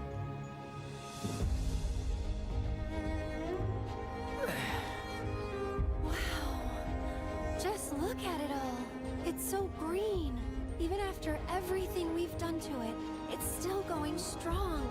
It may look that way, but in reality, it's barely hanging on.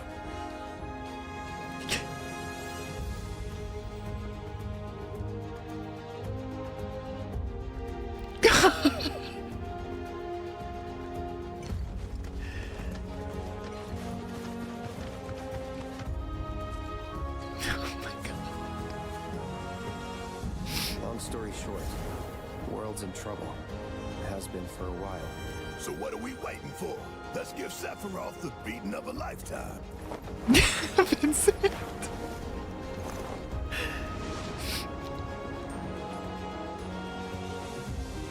need the planet, and it needs us. We have to rise up, fight back, defend it from this terrible threat.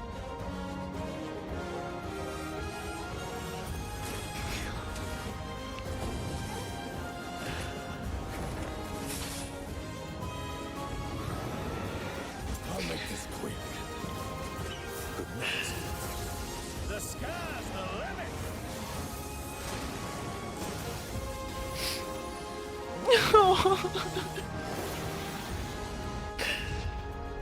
You won't regret this. I heard you're having second thoughts. I feel trapped. Be it this, be it that, go on, ask the cat. I know we can figure this out. I plan to serve my village once more. Aerith, is there anything I can do for you? I'm security. Whatever happens, I'm here for you. And I won't let you down. I promise.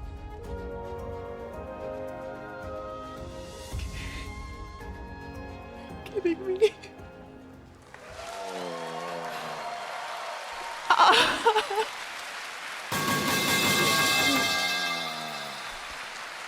Dude. Hi, co-op. Is it you, Nick? Thank you for 5 gifted subs. I just like, I don't know, man. It's part one that I care so much about these characters and this story, but it's also just like these games have been such an important part of my life for the last 6 years. Not even that many, 5 years. And like I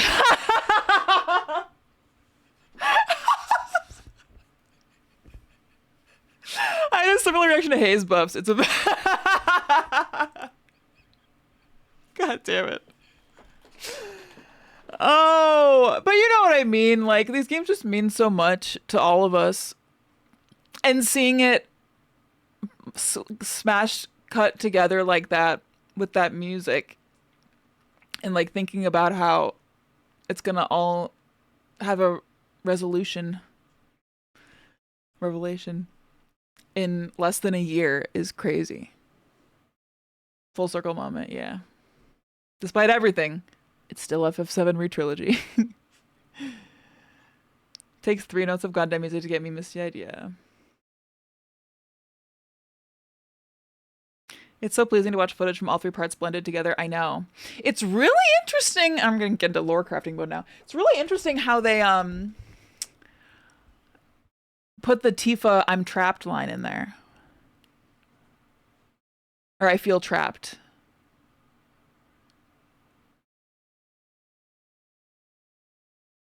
That feels like really and especially intentional. They're saying the largest world in the series. You think that means it's bigger than 14 even? I don't know. I just thought they meant... Do they mean in Final Fantasy? I guess they do. I'm just glad they remembered to include Kate Sith in the art. I assumed the remake series. So did I. So did I.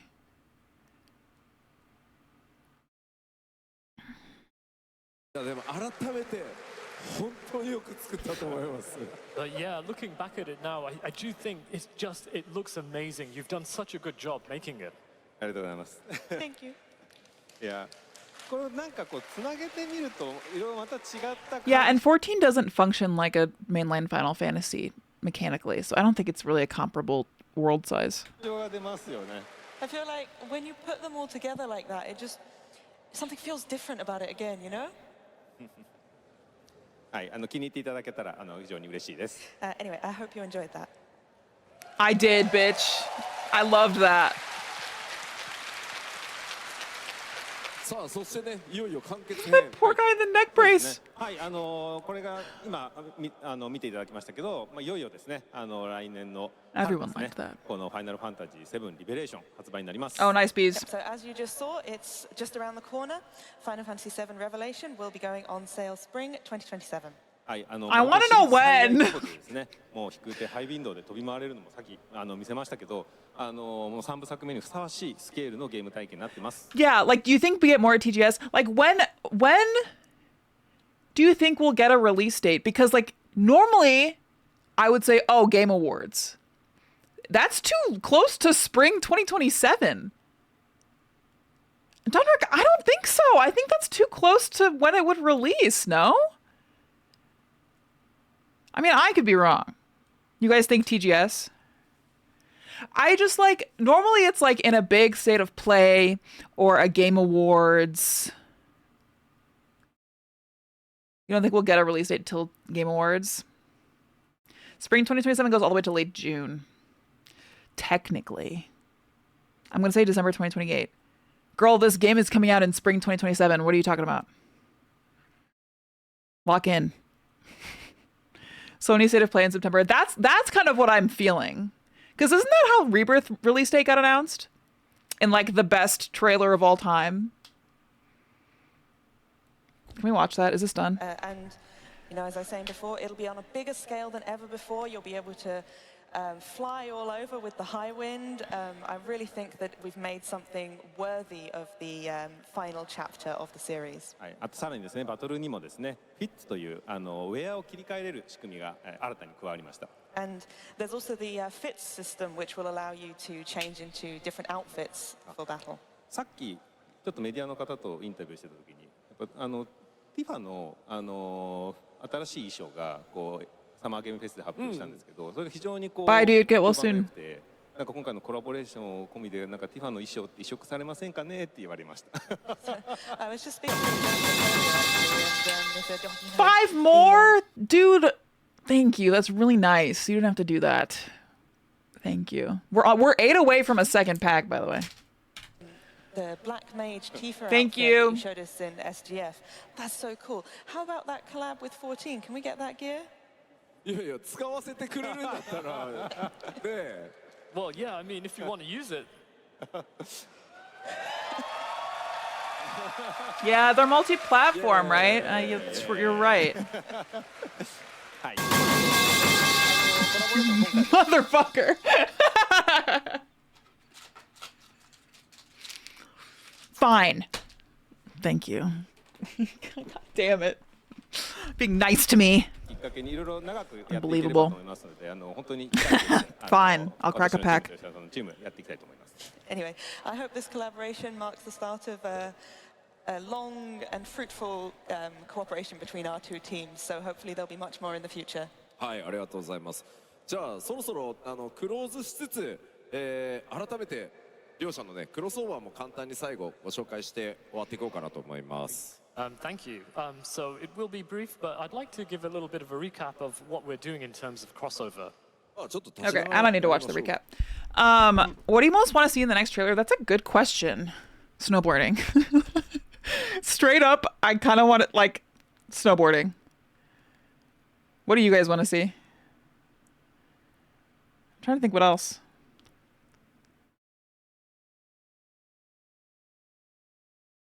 Reno.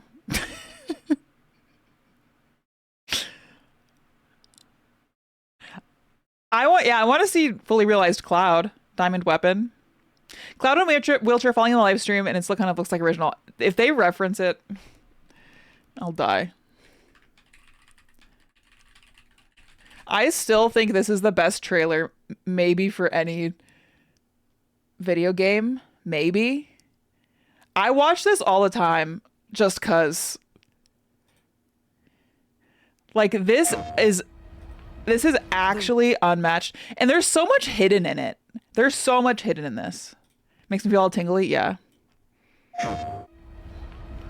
The world's ending. During this trailer is when I made a literal Tom and Jerry scream upon seeing Vincent Valentine reveal, by the way. At least that's what everyone's saying. Zach. Immediately Zach. This sky. I don't like it. I don't like it. Ready to fire, sir. Welcome to the New World Order. Fire! Just close your eyes and listen. Tell me you can't hear that. Her rallying cry. Planet runs out of energy. It and everything on it dies. We can overcome our fate. Am I the same as these monsters? Am I even human? Okay, we're looking for Sephiroth. Think you can find him? Oh, Sephiroth. You see. So you heeded the call too. What are you talking about? As you can see, your brothers down there are having a little get-together. The segue? I forgot this was the origin of the segue. And how I remember actually losing my mind, crying, yelling, throwing up, screaming. You see the segue? It's the perfect moment of brevity. Just snuck right in there. They'll get together. They're our best chance of finding Sephiroth. Yeah. I ask because I suspect there's soldiers suffering from cellular degradation. Do not be deceived. You know the truth. Trust in me. Sephiroth!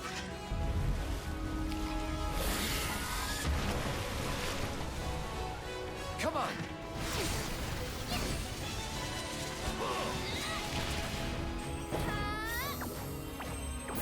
I love the sound design of that attack. On me. Yeah! There's just so much in this trailer. Alexander? The music? And Odin? And Cold Saucer?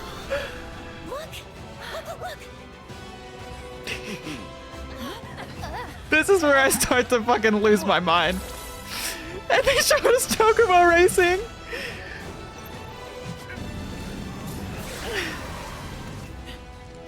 And then they... Could you look after my friend? Just for a bit. And then curveball. No, we didn't, Goose. Tutelary creatures, set only to appear when the planet is in grave danger. Who dares disturb my slumber? It's upon us. The reunion. When worlds merge. I'm waiting. Cloud.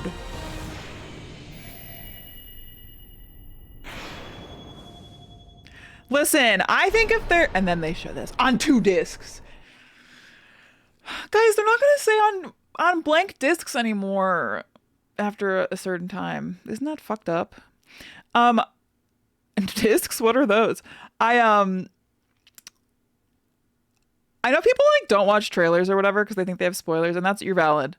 But I think if they're showing us something in a trailer, like it's intentional and they're withholding enough unknown stuff in the game personally. But also, like, I love a trailer. You got this, Diesel. I believe in you. Revelation on 3 discs. Bitch. I'm mad at myself for getting the discless PS5. Spring for Revelation is actually interesting. Remake was released March 2020, but but globally April. Rebirth was released February, but also January is the 30th anniversary of OG. I don't know. What was I just gonna say? I don't know. It's upon us. What was I gonna say? Oh, I was gonna say, for my Deadlock fans, I don't know if you're still here, Renan, but grave danger. Who dares disturb my slumber? This is the vampire that's also Drifter, a vampire in Deadlock. It's both Matt Mercer. Well, I usually agree with you. I avoid final trailers for Final Fantasy VII like the plague. If you watch the final trailer for Rebirth and Remake, they're insane with spoilers. But like, they're a trailer. I don't think they're spoilers. That's Sephiroth's dad, correct? I don't know. Maybe I'm just a little more lenient than others. I think if like they're showing us their recap videos than trailers, I think trailers can be spoilery. I disagree wholeheartedly. And I think out of context, like it's easy to look back on after playing the game and like see why something is a spoiler. Not knowing stuff and seeing stuff in trailers, I think, is a very different experience. Last Rebirth trailer showed too much. I firmly disagree. That I like, maybe this is my divisive gaming opinion. I don't know. But like if they are putting together a trailer to show us, don't you think they're going to withhold important stuff for the game still? Sustain was a crazy spoiler. I'm definitely waiting for the last Revelation trailer. Okay.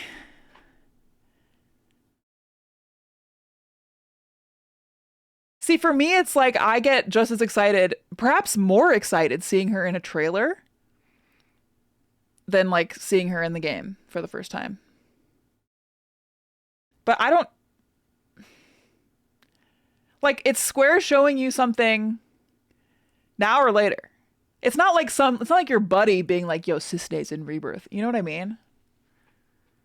Remake final trailer showed Hell House as a boss fight, and that was such a sick surprise in the game. Again, I don't care. I would have loved to see it. I think I just have a different opinion on this.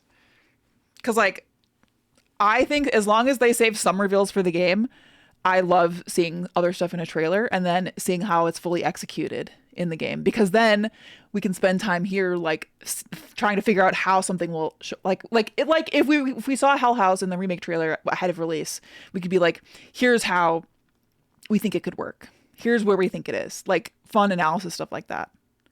But again, some people like doing 100% fully blind. You're allowed to do that. Our opinions are neither right nor wrong. They're opinions. 90% of the content we see in these FF trailers from the first 5 hours of the games anyway. Rebirth, I would say not this one, but largely I agree. The other thing is, like, this is a truly 120-hour game, you know? Rebirth trailer starts to show Cloud block the killing blow on Aerith, which I think is important to show because we don't know the context of whether or not he is doing that. In hindsight, without hindsight.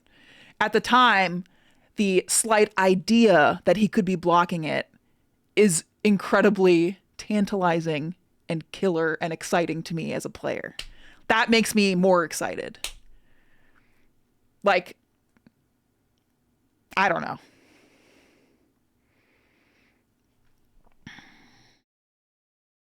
For my personal preferences, pre-release trailers are generally fine, but launch trailers often show more than I want to know, having watched launch trailers for games I love after the fact. I 100% agree with you, but there are glaring exceptions. One example is the last few Kingdom Hearts 3 trailers they dropped. If you go back to those after completing the game, I think you'll be surprised. But that's what I mean, is if you watch the trailers before playing the games, you don't have the context of the games to know what is important or not, I think it's a different experience. And I think a lot of us would look back on stuff like this with what we know and say, oh, that shows so much more than, I don't know. I don't know. You can think what you want. Don't watch trailers if you don't want to watch trailers. I like video game trailers are one of my favorite things in the entire world. Like, period, point blank.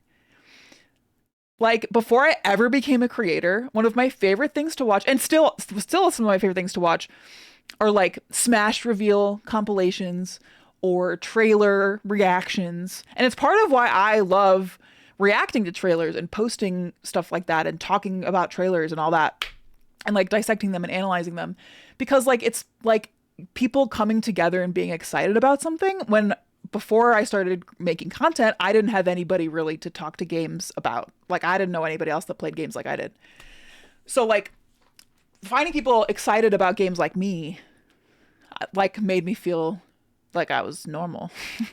Even though none of us are normal, we're all little freaks. But I think that's also why I like feel so strongly about this. And it's not why I think I'm right. I'm just trying to explain my passion. I just love trailers, and I like know Square is going to hold a lot back and still give me some stuff to chew on. And I love that. And I want to chew on stuff before the game comes out. And you guys don't always want to do that, so that's fine.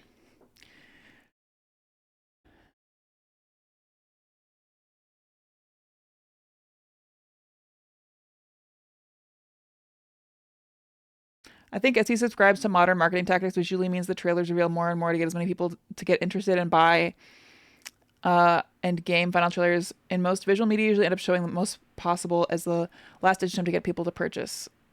Sure. I think if you think like only capitalist, I don't know. But like,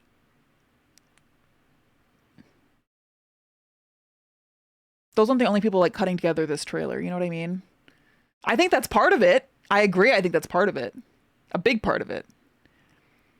But I also think that like the devs wouldn't show stuff that would ruin the experience for the players. Like, they know what they should or shouldn't show. And honestly, I like looking back at this trailer, especially because I remember watching it and what I was thinking at the time. And I like thinking back now, having played this game so much, having the context.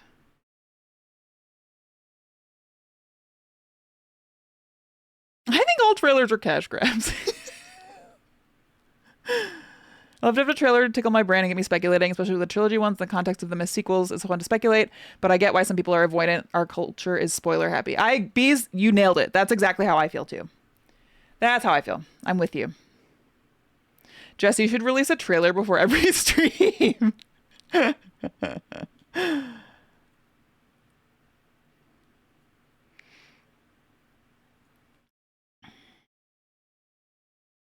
What would be a bad trailer for you? I don't know.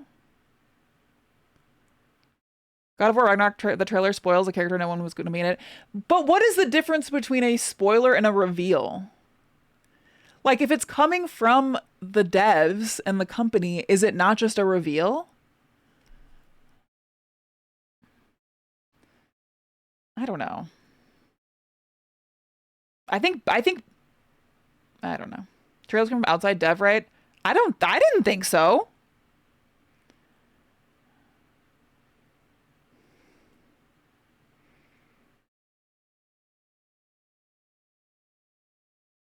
Even when I avoid launch trailers, I wouldn't call it a spoiler, just to reveal that I would rather save for the game experience. Yeah.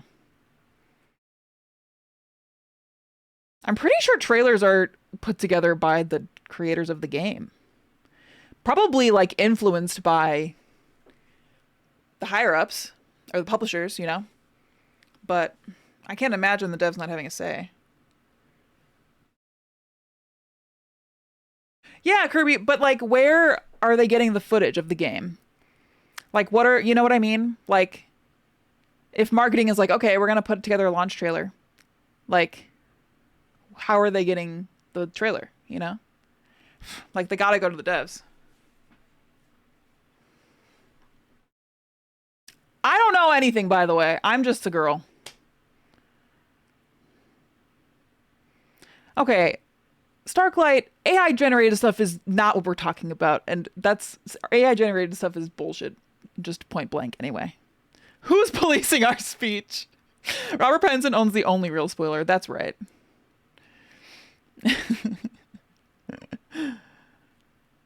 I think movie trailers in general are way worse better than game trailers. I think I agree. But like, I don't know. I think I just probably am in the minority with this stuff. But get these beggars out of here. I haven't even seen The Odyssey and I like that meme so much. I think trailers are very remake moves. Damn, you're right. All right, should we open these cards? I'll let the VOD goblins see the cards. I'll leave the recording going. I gotta put some music on though.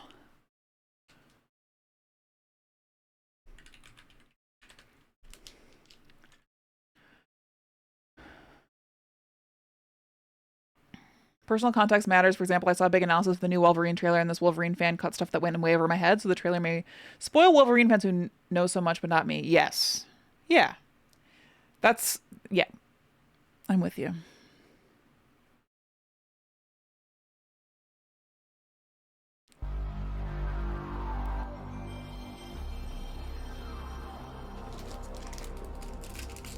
Okay, 2 packs. 2 packs.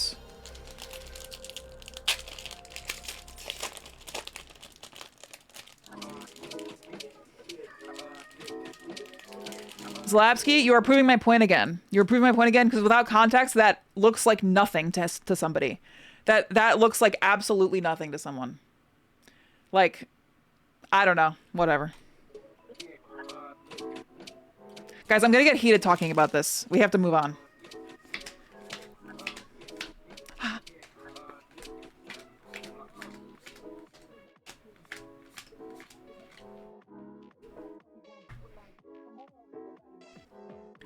Ochu, Q-Trub Forayer. I've not played 10 yet.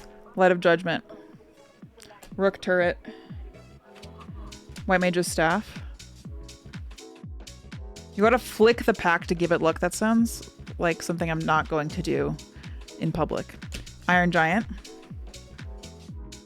Samurai's Katana. No, Zlapsky. Okay, you're good. No, I understand what you mean. You're totally all good. I'm just all worked up. Fenrir! Tidus Blitzball Star! You don't need more pack luck? Why? Ring of the Lucii. Maybe a little luck could...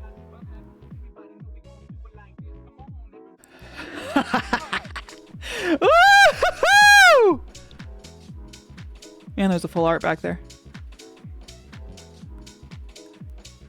Hi, Genova. It's Genova. Mother is home. Van aspiring sky pirate. I have like 5 of these. Dwarven Castle Guard foil. Baron Airship Kingdom. Hero. Treasure. She looks different with a head.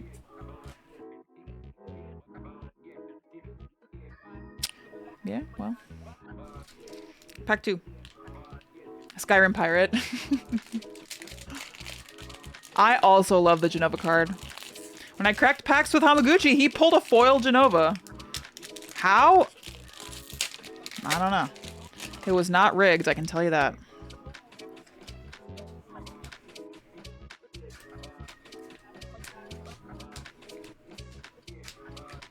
Fat Chocobo. Thanks for the blessing. Sephiroth's intervention! Guys, fate is not to be taken lightly. Call of the Mountain Chocobo. Curel. Retrieve the Esper. Chocomog. And a Fat Chocobo in the same pack. Instant Ramen. Omega Heartless Evolution.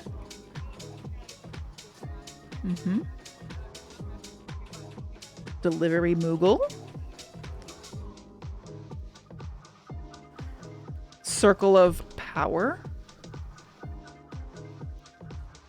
The Emperor of Palamecia.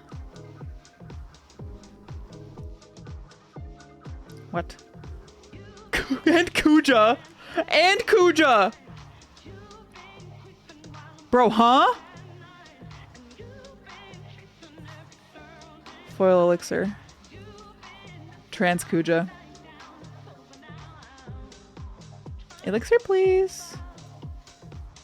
Going Town of Ruin. And it's Yuna.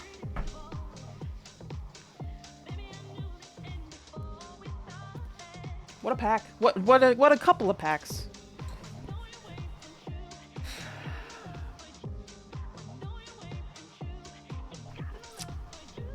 Oh, yeah, this is a Neat Dude shirt. It says good luck, have fun. Very good recent Neat Dude drop. Okay. I think I'm gonna go to the bathroom and then we're gonna open the video game. Dice shirt.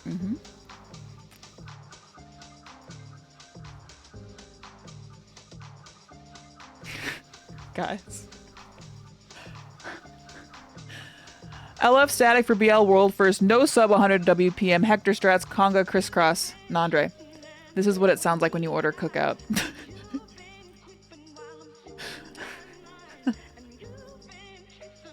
I love Cookout, by the way.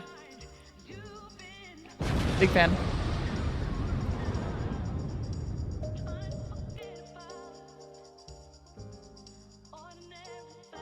All right, VOD Goblins, go to the next video.